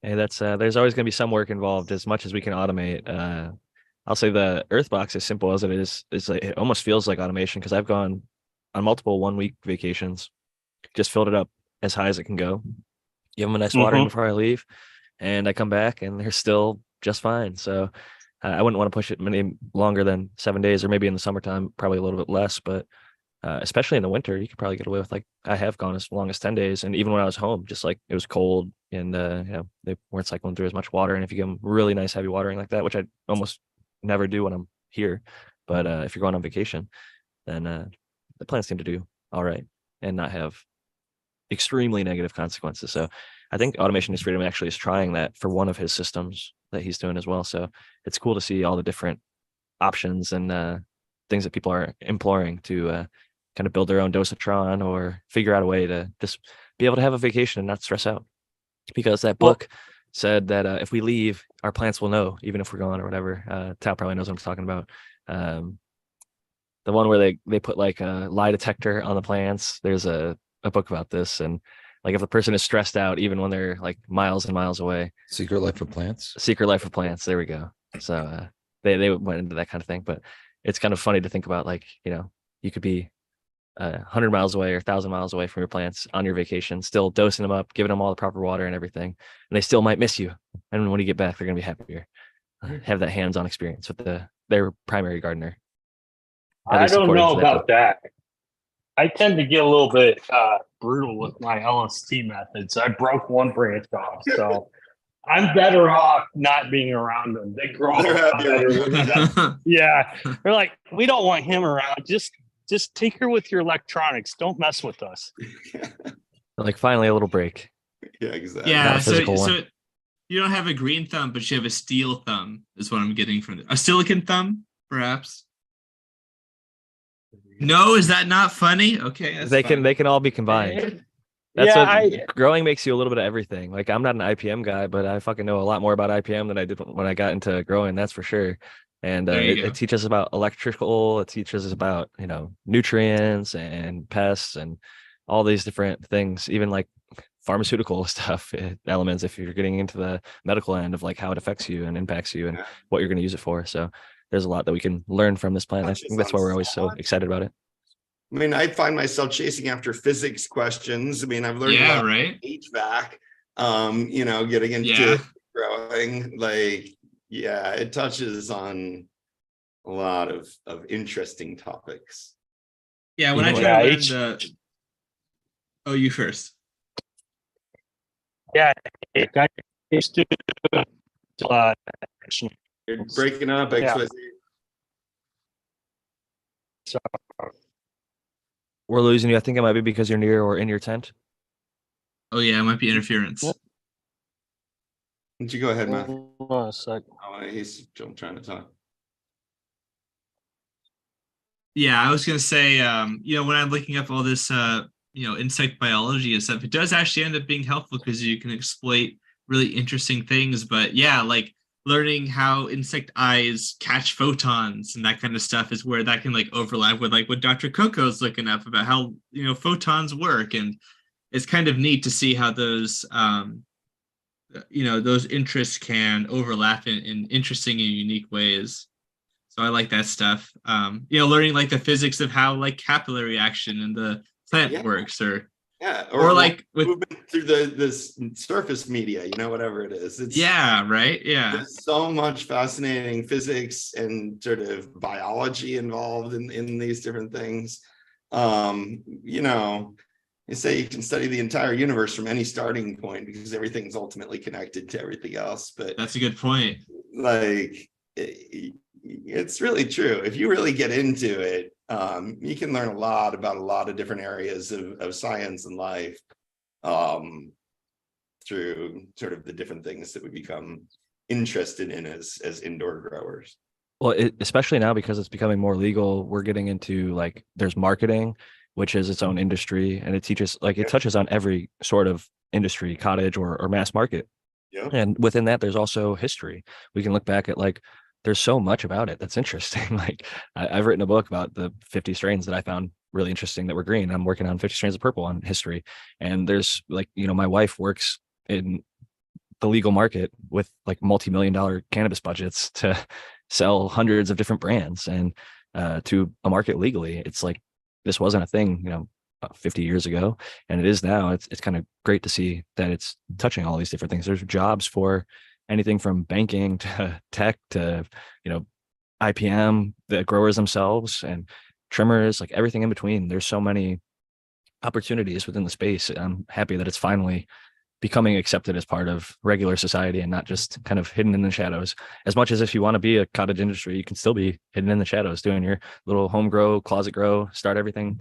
You touch every single plant, every single seed, you trim every single crop. Like I've got that going on. I know what that's like. It's fun to have a nice little boutique set up for yourself and cultivate exactly the strains you want, grow them exactly how long you want, put whatever you want or not on there. So having total control is fascinating and awesome. I'm glad that people still have that power, but it's also cool to see the science and implementation from universities and even just these mass grows that like lighting companies are spending tons of money to research how to grow the best cannabis and how to dial in their environments, things like that. So it's cool to see when there's a dollar initiative. There always has been, but with more open nature, we can document the stuff. We can share these numbers. We can improve and continue to see technology improving, cultivars improving, or starting to slide or change, and how we may not like certain elements of certain things. And some people still stick with the older things, technologies, genetics, whatever it is. So it's fascinating to see the mix. Somebody's like, no matter what you post, somebody will always think that your stuff is mids on Instagram because they think that they're doing it the right way. They're like, you're not using my nutrients, you're not using my lights, you're not using my whatever. And that's not necessarily true. Like, I think that I see a lot of really dank shit online. I'm like, damn, I would love to smoke that, or I have smoked it. And I'm like, that is good. And there's a lot of people doing it well. I don't think that my way is the only way, but it's funny that there are some people out there that are like, only my bud is the best bud and everybody else is doing it slightly wrong unless they're doing it exactly my way. And even then I do it better. There's some of that one-upsmanship for sure in this industry, like any. But There's a bit of egos, yeah. There's a lot of it, but I mean, I just approach that with acceptance, I guess I'll call it. And because for me, I just want to hear people saying they're growing, right? They're growing at home, they're doing it. So if their way, I get a lot of, I do get some DMs telling me what's the best way. And I'm like, man, that's great. I think that's great that you found the way that works best for you. I've also found the way that works best for me, and that's what I'm sticking with. So appreciate your input, that kind of thing. But it still puts a smile on my face knowing someone's out there growing and they care enough to try to share it with somebody else. You know what I mean? Yeah, new growers ask me that a lot, and sort of wondering if Coco is the right thing, and it's not always the right way for them to grow. I mean, there's some questions that you want to ask, and different people have different goals and they have different limitations and they have different sets of resources, and all of that needs to be taken into consideration to develop the best strategy for each individual. I'm like, well, there's no oh, sorry, go ahead. There's no right way. There's only wrong ways. If you come across people that say that, then they're just closed-minded. There's no wrong way. There's just ways. There's a few wrong ways, I would say. Spraying certain pesticides or just killing your plants outright. Like there's some stuff that I'd be like, all right, let's help you get on some sort of right track. But once you get a baseline of what, like, if you have something that works, don't feel like the newest, greatest thing is necessarily going to replace everything that you've done. And I think that a lot of it comes from maybe people, when they grow a dank crop that they enjoy, that they can truly like say like, wow, I grew this, smoked this, and they're being honest with themselves. It is something to be proud of. And they want to say like, my method must have been the reason that it came out that way. When maybe they haven't tried a dozen or a half dozen different methods to see would it have been better if I did it in X, Y, or Z method. And sometimes they have, and they're like, I think that Z is the fucking method for me. And so I'm going to stick with it. And that's what gives my cultivars and genetic choices that I grow the best expressions and things like that. So it's really a matter of a lot of it's personal choice, and it comes down to what works best for each individual and their lifestyle. Get comfortable with things too. They get comfortable with the rhythm of their watering or of their transplants, or just sort of like how their plants are going to grow. And even if they're doing something that's like slowing their plant down, this is sort of like objectively slowing their plant down. Like if you resolve that for them, maybe they don't want their plants to grow much bigger. Maybe that's going to screw up everything else in terms of sort of their operation or timing of things or what have you. So I always have to remember that not everybody has the same goal that I have. I've had the conversations with people when I've seen this was a while ago, an IG post where someone's plants are hurting and they don't realize it. Like I won't approach that, I just won't. But what I was going to say is if you see someone that's growing autos or for the first time and they're in solo cups, right? And it's 2 weeks, it's obviously past the point that, that's I think appropriate when you should, break it. You should say something, no? I think that's fine to be in solo cups with autos. I mean, I think the bigger problem would be putting an auto into a much too big pot when it's too small. Well, I mean, if they were thinking letting of it struggle to finishing grow in solo, roots. if they wanted to finish them in a solo cup, I'm kind of thinking, yeah. I guess We do that yeah. sometimes. If they want, We used to have people a do solo that. cup challenge in the spring auto flower challenge. But yeah, I mean, again, that's just, you're not going to have a big plant. I mean, hopefully they recognize they're not going to have a big plant, but maybe they don't want a big plant. Yeah, are bonsai growers like not growing their plant right? I mean, it's a little bit more involved, I of course. guess you know what I mean. People that think they're doing good Yeah, when they yeah, don't no, realize would that I they're suggest- not doing good. Yeah, so I would tell Would them I maybe it's suggest time a to pot commercial up. grower growing red solo cups? No, not really. No, not necessarily. You just gotta get 15,000 of them, Matthew. And then 15,000 you've got a sea of of them. green. To answer your question, Tom, I honestly won't say anything unless they reach out to me and say, That, or yeah. in their post, they say, hey, I wasn't happy with my yield. Anybody have any ideas how I can increase my yield? Then I would pitch in and I'd be like, yeah, I think maybe if you went with a bigger pot, maybe that might help, something like that. But yeah, I think it's not. People get offended easy sometimes is what I was Yeah, gonna say. yeah, exactly. I don't want to push people away from growing because there's a lot of people like what Jack opened with that like to say, no, this is the only way. And they like to point fingers and tell people, I don't want to be that guy. I don't want to be that person. Lamentable to me is I think like with automation, for example, here, like I think some people might feel like that can't possibly be like, for example, organic. And kind of like what we said either last time or the time before last when we met, it's like how I think a lot of people really make the critical problem of mistaking like aesthetic for like quality, like a functional quality. Like, is something organic because it looks like something that somebody did 300 years ago, or is it organic because is it a process, or and that sort of thing. You see that in like regenerative agriculture too, and I feel like that's sometimes I feel like that's misdirected sentiment. Other times less so, but yeah, we have Buddy Kilowatt. Yeah, Buddy, fellow San Diegan. Cheers. Yo. How you doing? What are we looking at? Some big healthy plants outside. Big plants already. Damn. These are the moms that I've got too big for inside. I move them outside. These have been outside for like a week. You can see these probably provided 400 clones in their life. These 4 are Don Megas. And there's a couple great gas that they serve their purpose, and then I'll just throw them outside, let them flower. I was going to show you my I got probably upwards of 30 to 50 strains going at the moment. Turn it sideways for us when you get. Turn your camera sideways. Buddy, I think is my neighbor somewhere. He doesn't live that far from me. Yeah, y'all are in the same. Yeah, he does not. I'm curious. Do you still have that one that smells like juicy fruit? I let that go. But wait, I can't hear you. Why? I want to hear the reason. The wind is ripping there, buddy. You got to talk kind of loud. Oh, wait, or into the mic. Can you hear now? Yeah. I let that one go. It's just too many other things on. These are OTKB that they grow kind of slow, their own little weirdness, but it's the breath. It's the original OTKB. These are Repair Freeze, the new Moon Gene strain.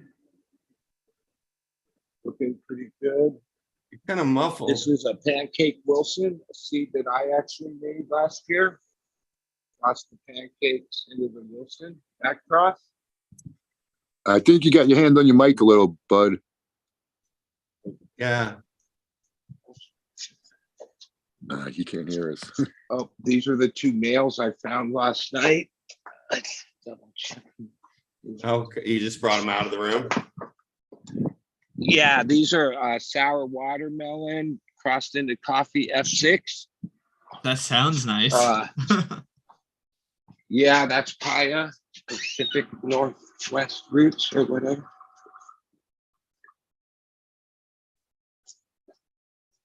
This is a tray of Alchita piss that's like 5 weeks. Oh, I your didn't know favorite. that. Those in dark period?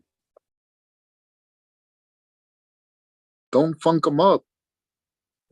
Doing it. Let me fix this. If I can I hear don't it. think you can hear us. I don't think so I think either. you're right. That door is a little lights.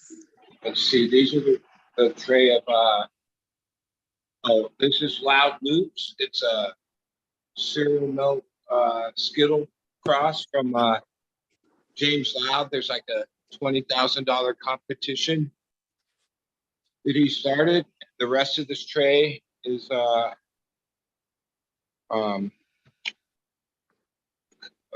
coffee watermelon. There's a few of the plants. There was 13 seeds and 2 males so far. I think there's only going to be 2 males out of 13. Pretty good odds there. This tray is mainly the form cut, a Girl Scout cookie.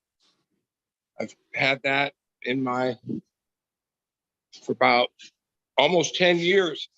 I just started a production again where I'm growing it in scale.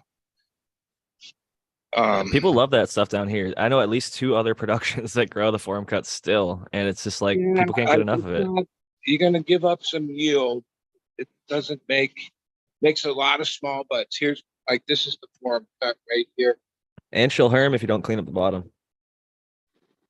There's so many.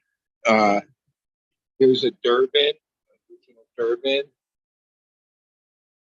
Durban. Have you run the Durban before? How is it? Yeah, there's a lot of different ones. I forget that he can't hear us, or maybe Yeah. It's hit or miss. It's a one-way talk. I've held for a long time. Put your Sherbert, fingers in the way. original Sherbert, Barbara. Yeah, buddy, your fingers on the camera. See. buddy, you're covering the cam. One-way talk, buddy. I'll spotlight the old dog doctor. Welcome in, dog doctor. How you doing? I love it. Hey, everybody. Nailed it. That again. My customers actually, that's I'm gonna go ahead and mute Buddy Kilowatt. He's covering up his camera here. We're gonna welcome in the dog doctor. Cheers, dog Yeah, doctor. How hi you doing? guys. Sorry, I didn't want to interrupt the guy. I feel bad. That's all good. buddy. Good to No, see Feel you, bad buddy. about it. Buddy could. I don't know if Buddy could hear us, but I'll ask him to unmute himself if he wants to keep talking. But yeah, Yes, please. cheers. And I'll spotlight So- the dog doctor. Hope everybody's doing great. Get up close on sorry. that bud and show everybody how crazy frosty it is. It's small, but it's crazy Oh, frosty. Oh I like my. how wow, that's Wow. really trichomus. It's very frosty, and I feel like the Jeez. trichomes almost look like they're like longer. I feel like Yeah, it could be like Some of the mac- frosty looking mac stuff like one. Purple Punch has long stem trichomes, so it looks frosty literally because it's just got longer trikes. Yeah, Mac 1 is the same way. Yeah, I've She's seen some of old. those. Because them buds are so little. Yeah, I think maybe nitrogen lock or something. We were talking about it yesterday, but she's So that smoke is still- gonna be killer. worst case scenario with this amount of trichomes. I press it all. Yeah. Yeah. It's just the way You it just is. wash it and press it. And it's still be good. Yeah, it seems like I will probably do better than make joints out of it because what 1 joint, 2 joints, 3 Yeah, you So, press it. yeah, I'm gonna press it this one. The Do you other make flour ones, or hash rosin? Do you I'll wash it smoke a first joint. or? no, so far I've been it's new for me, but I've been pressing just flour and I press a little bit of hash just for fun, but the microns I have on the bags are not too small for to pressing hash, so it was just for fun. Mostly I've been pressing flour and I've been enjoying the results actually. I love flour rosin. A lot of people like to talk shit on it. I still think it's fire. Oh, I'm in love. Maybe Like it's it too. because it's I never pressed the other one, so once I feel start like- pressing, I still like BHO. If there was a way we could make BHO easily at home, like you could for flour rosin, I would think that'd be superior. But alas, Uh, it's not the case. BHO, I use this for BHO. I fill this with weeds. I use like coffee filters here, and That's what we with the call open gas. blasting. Yeah, that's a little. Interesting. That's That's what make I sure you use do that for Little outdoors or in sketch. extremely well ventilated That's a areas little to not blow sketch. yourself up. Don't do Yes, it by I do it. candlelight. Don't do it by And candlelight. check your It's local not laws. good. Brandon Rust ended himself What? up in prison for manufacturing in California yeah, good not to too know. long ago. What? So when you're working with certain, Serious? yeah, oh yeah, Yeah. he got locked up for Well, because manufacturing cannabis. And he's making exactly that product, BHO. okay. So Okay. it might not careful, be illegal everyone. anymore, but it is at one point in time it was a serious offense. So just keep that in mind, depending on where you're at, and safety. Most importantly, don't fucking blow yourself up or burn a building down. I like to do it by the fireplace when Okay. cooking some. This guy, Hopefully it's I not like this lit. guy. Yeah, Dog exactly. Doctor lives life on the edge. Keyword. He Yeah. uses black reflective material. Yeah, I like Go big or it. go home. Opposite is it's the- world. still there.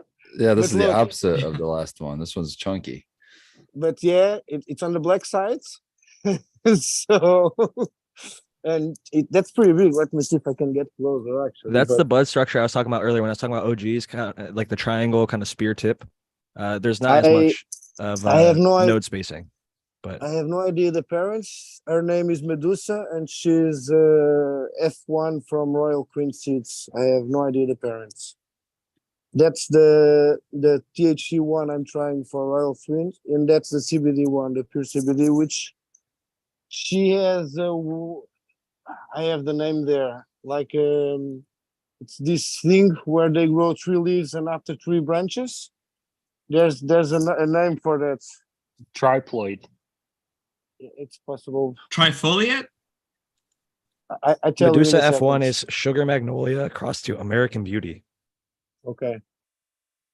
This is this one. Oh, sorry. What did I do? This is this one. And she's a beast. Yeah, They disappeared caused me. now. I disappear? No, I did. Yeah, you did. American Beauty is Plushberry crossed to Plushberry. So shout out to Subcool and ode to TJ Subcool's genetics.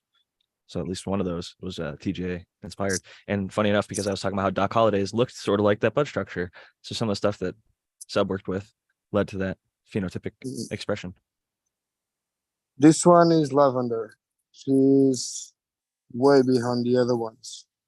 That's kind of got the zigzag or sawtooth pheno that I was kind of describing my mother-in-law growing, the Velvet Punch F3. It's not quite as jagged as some of them, but you see it almost kind of has that like saw, really serrated. But the main thing that I'm not seeing is some of them have like a double edge on some of the what I call sawtooth. I've seen that. Yeah, really like a double sharp. saw. That's pretty cool. It's a cool look for sure. I was surprised at how dense the buds were because the leaves were similar to that like thin to medium. And here's some super freaks. This is the cool look. Sorry. She's got the real crazy leaves. I love her. So I'm going with 4 clones of her and 3 of my runs. Are you smoking on any of the super freak yet? Yes, sir, I am, and she's a delight. What's it like? She's a pain in the ass for trimming. Oh, really?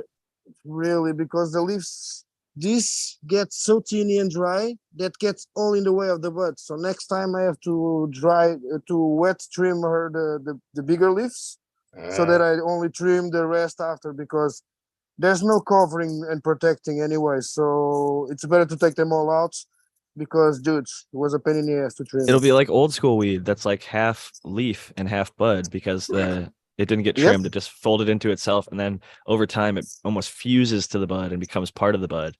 So that's the old school beasters look. Would lend itself to a friction trimmer like the trim bag or the Thomas tumbler, something like that. I think those leaves would pull out of there pretty easily in that situation. But I agree, it would be a nightmare to hand trim with snips. I have a trim bag, actually. I didn't put it in a trim bag, this one. You did? I like the trim bag. No, I did not. I like the trim bag for those kind of fluffy ones, because I don't have the patience for them. So I pass them in there, and after it's just click, click, click, and they put them to the side. I put That's my whole plant in the trim bag now.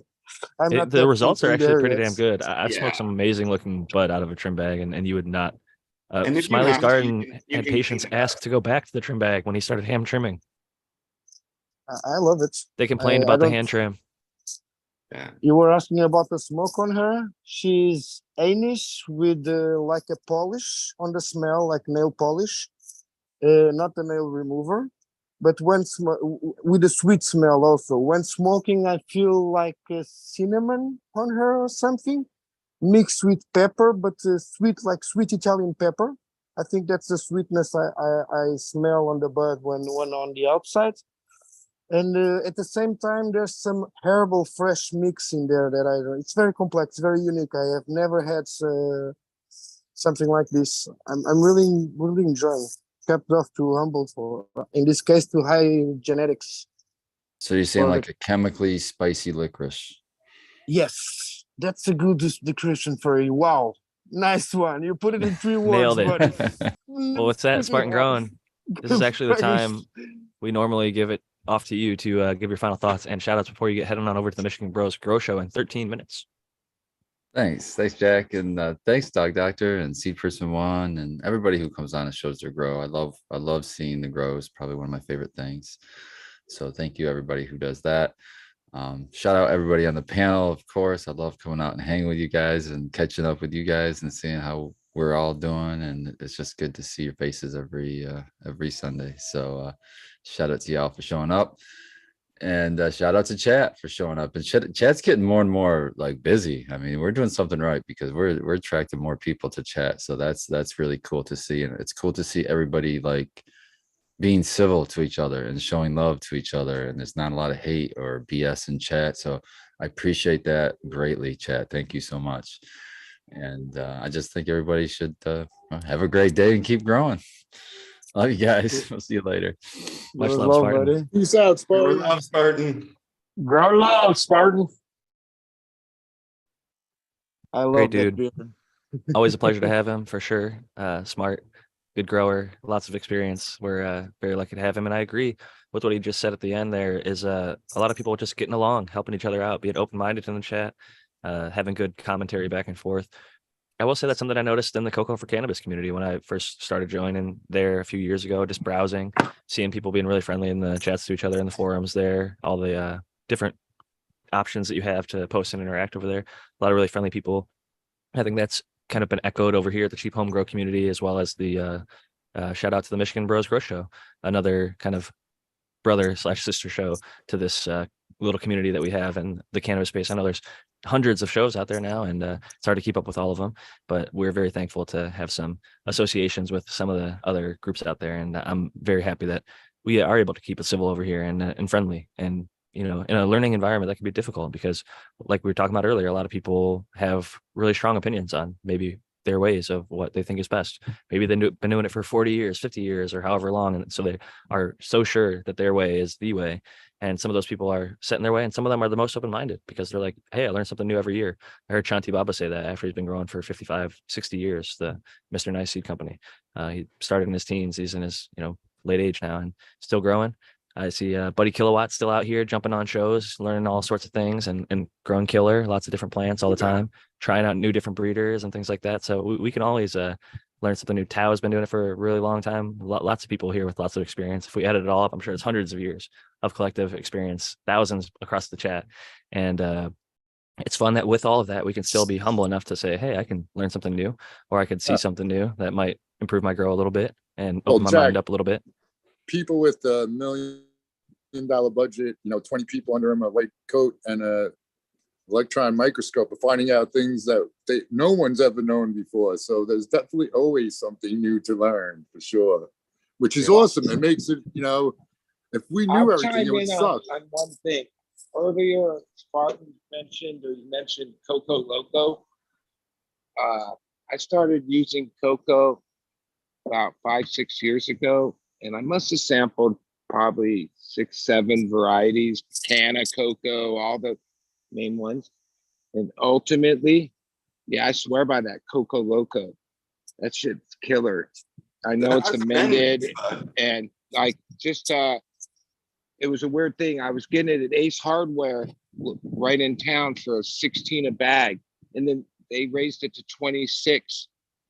And so I checked with Grow Generation, and yeah, they're selling it to me for $14.50 a bag. And yeah, you can't go wrong with Coco Loco. Works good. You It's just pretty water it. simple. After Yeah. you fertilize, Well, yeah. I mean, I have a light veg salt regiment that it gets, and then by the time it's in flower, it's just like hydro. Like Okay. over the years, they used to be 4-inch Rockwell cubes that got up bucketed into 10-inch bucket with loose Rockwell. Well, those bags are $38. $15 you get cocoa. Yeah, I used to use a little bit of CalMag. Not so much anymore with the cocoa, especially not with the Coco Loco. But yeah, some of those other cocoa brands, yeah, they Well, let me just not to jump in here. speak I shit. don't like Coco Loco because of the amendments that are in that, and it interferes with the way that you may be fertigating. So I just want to put that out there. People are following my method. Yeah. It's not the best cocoa to use, but it probably has some advantages. Gets the job depending done. on how you're fertilizing. That's why I asked that question. It totally Yeah, it it's goes to pretty- your it's method pretty- of fertigation and your strategy. Like if you want it to be simpler, you just want to do water only with maybe a light feed here and there. Coco Loco is going to be probably easier on the end user. But if you're trying to really dial it in where every single run, you know exactly, I have this EC and I'm going to feed with this line, like Doc's. If you go on a Coco for Cannabis, or if you get his book, you can look through and see literally like he has a guide laid out for you. And if you follow it, like hundreds of other people that I've shared the information with, you'll just grow healthy, happy plants. And it's a pretty tried and true recipe.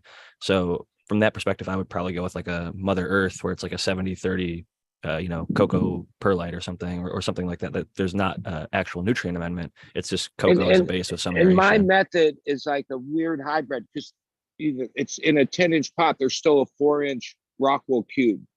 So in Right. essence, the nutrition and the pH level and everything is to accommodate the pH cube because that's where most of the root ball is.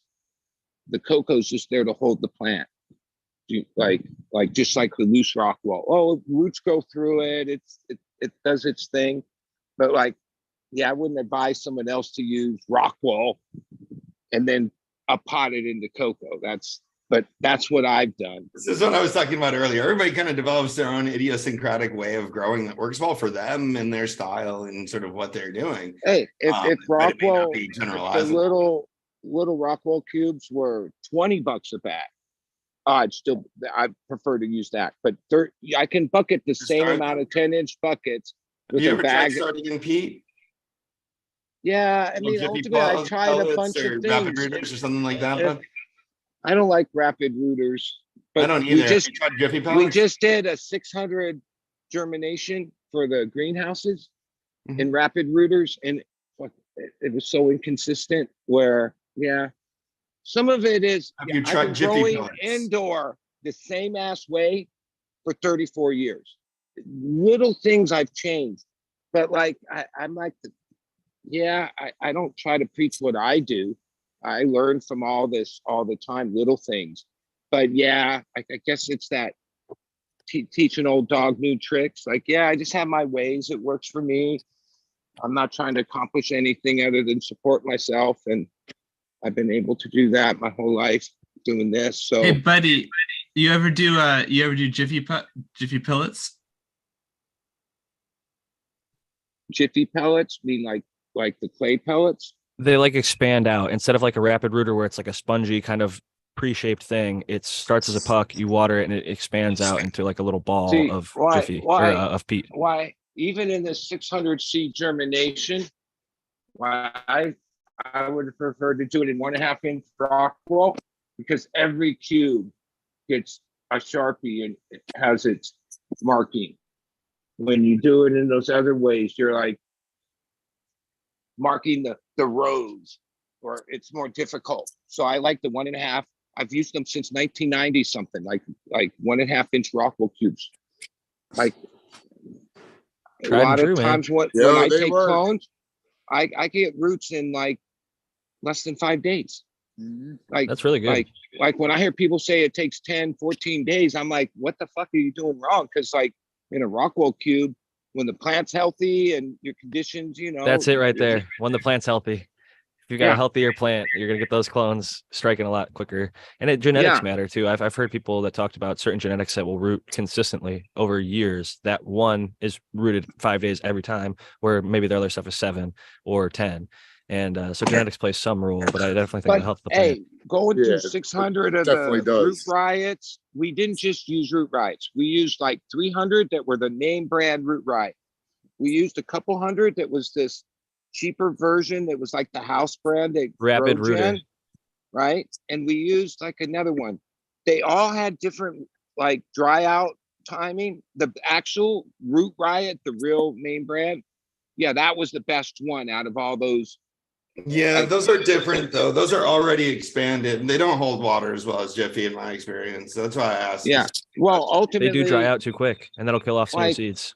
Like out of 600, I think we got 520 plants in the ground out of it.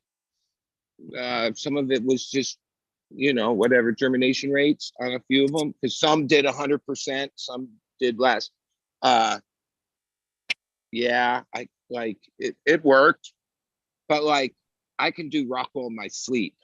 I'm always amazed that the different media can play together. Like rock wool can go into cocoa, peat can go into cocoa. Even in They can all those, just kind of work with each other. Those plants I showed you up in the beds, those are Hugos. Those plants got that big in a Hugo cube, and then the Hugo cube went into living soil bed. I've done that for the last 3-4 years. Works fine. There is a transition. Oh, the first week, until the roots really get into the soil, it's looking for nutrients. It's going through transition. But yeah, well, it's got to get nutrients now from only new roots, because it was used to getting nutrients from the water in the cube. Yeah. So with that said, guys, it's that time we do got to wrap it up. So, buddy, I'm going to pass it to you first for final thoughts and shout outs. Where can people find you? Well, it was great. And I'm glad that there's 2 people on this panel that actually are in my area. We should all somehow get together for lunch or something. 3 of us. That would be awesome. Matthew, Doc, and myself. Yeah, well, actually, out of the panel, Matthew's actually been to my house. Like, that's been a while. True. Matthew, like, I haven't had Mike since we fucked with the Predators back when you helped me out. The Persimmons worked. Yeah, Mission I'm happy success. to hear it. Mission and that's success. After years of using control products with limited success. But yeah, I'd go back to the Predators if I have a problem again. I would love to come down there. Matthew would probably advise me to like just be using them, because like I know Matthew's aware of this. When they talk on the news about a super bloom, that's all the buds. Oh yeah. Like, and we're in the midst of, like, Southern California had a really good season of rain and weather. We're gonna have a gnarly super bloom, and all the predators are coming. Pests are going to be out in droves, as well as the predators. Droves. But thank you very much, buddy. Yeah, and I'll look forward to your show next week. I always watch. Great having you, and we appreciate the listenership as well. Next up of our guest is the Dog Doctor. Grows love, everybody. Am I muted? No. Jack, thank you, panel, Jack, Tal, Dr. MJ, Spartan, everybody, for having me. It's always a pleasure. It's really, really nice. I think we all have to learn. I mean, the cosmos was here and nobody knows how to explain it. So if you cannot explain that and so much more, how can we think we know it all? Everything will keep rolling after we're going. So grows love, everybody. Keep growing. I'm Doc Doctor. You can find me in Instagram as Doc Doctor Official, or in Grow Diaries as Doc Doctor Official. Big shout out to Aptus for the nutrients, and grows love to you all. Thank you, chat. Also, thank you. Sorry. Thank you, Doc Doctor. Great having you. And last of our guest panelists this evening is XYZ Vector. Thank you for joining us. Thanks for having me. You can find me on Coco for Cannabis. I'm usually lurking in the chat. And I appreciate you all for having this forum for us to get together and learn new things and see everybody's different methods for growing, because they're all valid and they all seem to be working really good. Yep. Something to be learned from every grow. That's why I follow 7,500 growers. That's the limit on Instagram. It caps me, and I have a backup account, and I follow a few thousand over there as well. So I love just seeing all the different options because it is amazing. Of the 7,500 people that I follow, almost exclusively growers, you have not. I haven't seen a single mirrored setup. Even the people that try and copy exactly somebody else's setup, they end up changing something. Maybe they get a little bit newer light. Maybe they get a little bit different watering system or different, input because it's better local or whatever it is. So everybody's really truly uniquely doing this their own unique way, and that is a beautiful thing, and I'm happy to keep seeing it happening. So, and to be a small part of this community and keep it going is fantastic. But with that said, I want to pass it to Dr. MJ, first of our panelists this evening. Hey guys, probably because I was the last to show up tonight, but I had a good excuse. I was spending time with my mom, and make sure that you call your mom, give your mom some love if you can, think about your mom, and enjoy Mother's Day. I enjoyed the show. It was fun chatting. I enjoyed all our guests. So thanks to Bud and XYZ Dog Doctor. Thanks to all the panelists. You can catch me, of course, at Coco for Cannabis. I'm growing in the Spring Autoflower Challenge right now, our Size Matters Challenge. And I got a report that my Sticky Dicky is getting pretty big. So I'm pretty happy about that. And I'll post an update. You can find my journal over there. I do the Ask Dr. Coco show on Monday for my Patreon subscribers. So check me out on Patreon. And I'll be back here next week to do another Growing with My Fellow Growers. So thanks, Jack, panel, everybody, grower love. Thank you for your time, and appreciate you showing up, even though you got to spend some time with the family. We're happy that you were able to make it for the time that you were here with us. Always appreciate that. Look forward to seeing you next week. And next up, we have Matthew Gates. Yeah, so I really enjoyed the chat conversation. I like that we had multiple guests here. Great to see Buddy, and I definitely agree that we should hang out again very soon, even if you get rid of the juicy fruit cultivar. That's okay. But if you guys are interested in the IPM workshop that I have coming up on June 3rd in Long Island, New York, you can catch me there. I put the link down for tickets. You can use code GATES for $20 off as well. So for my cheap home grow friends here, if that's helpful for you, then I'm appreciative to be here for it. And I'm glad that we had, again, a really great interaction, good conversation with chat. That's been getting more and more, it's been expanding out, and I love to see it. So yeah, growers love everyone. Always thankful for the active chat and thankful for your input as well, Matthew. And last and certainly not least of the panelists this evening, the American one. As every week, Jack, awesome job hosting. Your abilities are appreciated. It's good to see everyone on the panel, everyone in chat, everyone that came up, Dog Doctor, XYZ, Buddy Kilowatt, Seed Person was here. I don't know who I'm forgetting, but shout out to everyone. And I got no good quips tonight, but I love you all, and we'll see you next week. I am the American one on the YouTubes, but you can find me on IG as the American one _with_18s. And if you have any questions or want to get some special beans for me, you can work it out. And there's also at Daga Gardens, my aliases can be found there. So yeah, have a great week, everybody. Great having you. And the only person we forgot to shout out, as he jumped out a little early, was Brandon Rust. Shout out to Brandon Rust and Bokashi Earthworks, bokashiearthworks.com for those products. Brandon Rust on Instagram and most social media platforms. Make sure to check him out. Great dude. Glad we had him at the top of the hour, the starting of the show. So very thankful for him. I am Jack Greenstock, as you can see on my logo here, or Jack_Greenstock on Twitter. If you'd like some Velvet Punch F3 seeds, I've got those available. Some grapey, gassy, a little bit of watermelon, floral, pine, some other notes in there, some interesting smoke for sure. But the Velvet Punch F3s are live for US growers out there if they're interested. 50strains.com. You could also get a copy of 50 Strains of Green. I'm actually getting low, so hopefully by the time I sell out of those, I'll be ready for 50 Strains of Purple and maybe print a few more, so people that maybe want green and purple at the same time can get them. But thank you to everybody for the support, both on the show and the all the other things. Not just myself, but all the panelists, making sure you hit up their Patreons and join up. Make sure you're supporting those people that are answering all your questions, giving you all that good information and time. Time ultimately is money, and the time that we spend and invest with each individual, whether it's answering DMs, things like that, it helps and goes a long way to give that little bit back if you're able to. So we appreciate the support endlessly. very thankful for all the listeners. It's awesome to see that live chat numbers, over 100 people here interacting with each other, talking about this great plant. It's an amazing thing. I look forward to it every week, and I look forward to it next week. So peace and love, y'all. Catch you all next week. Grow with love.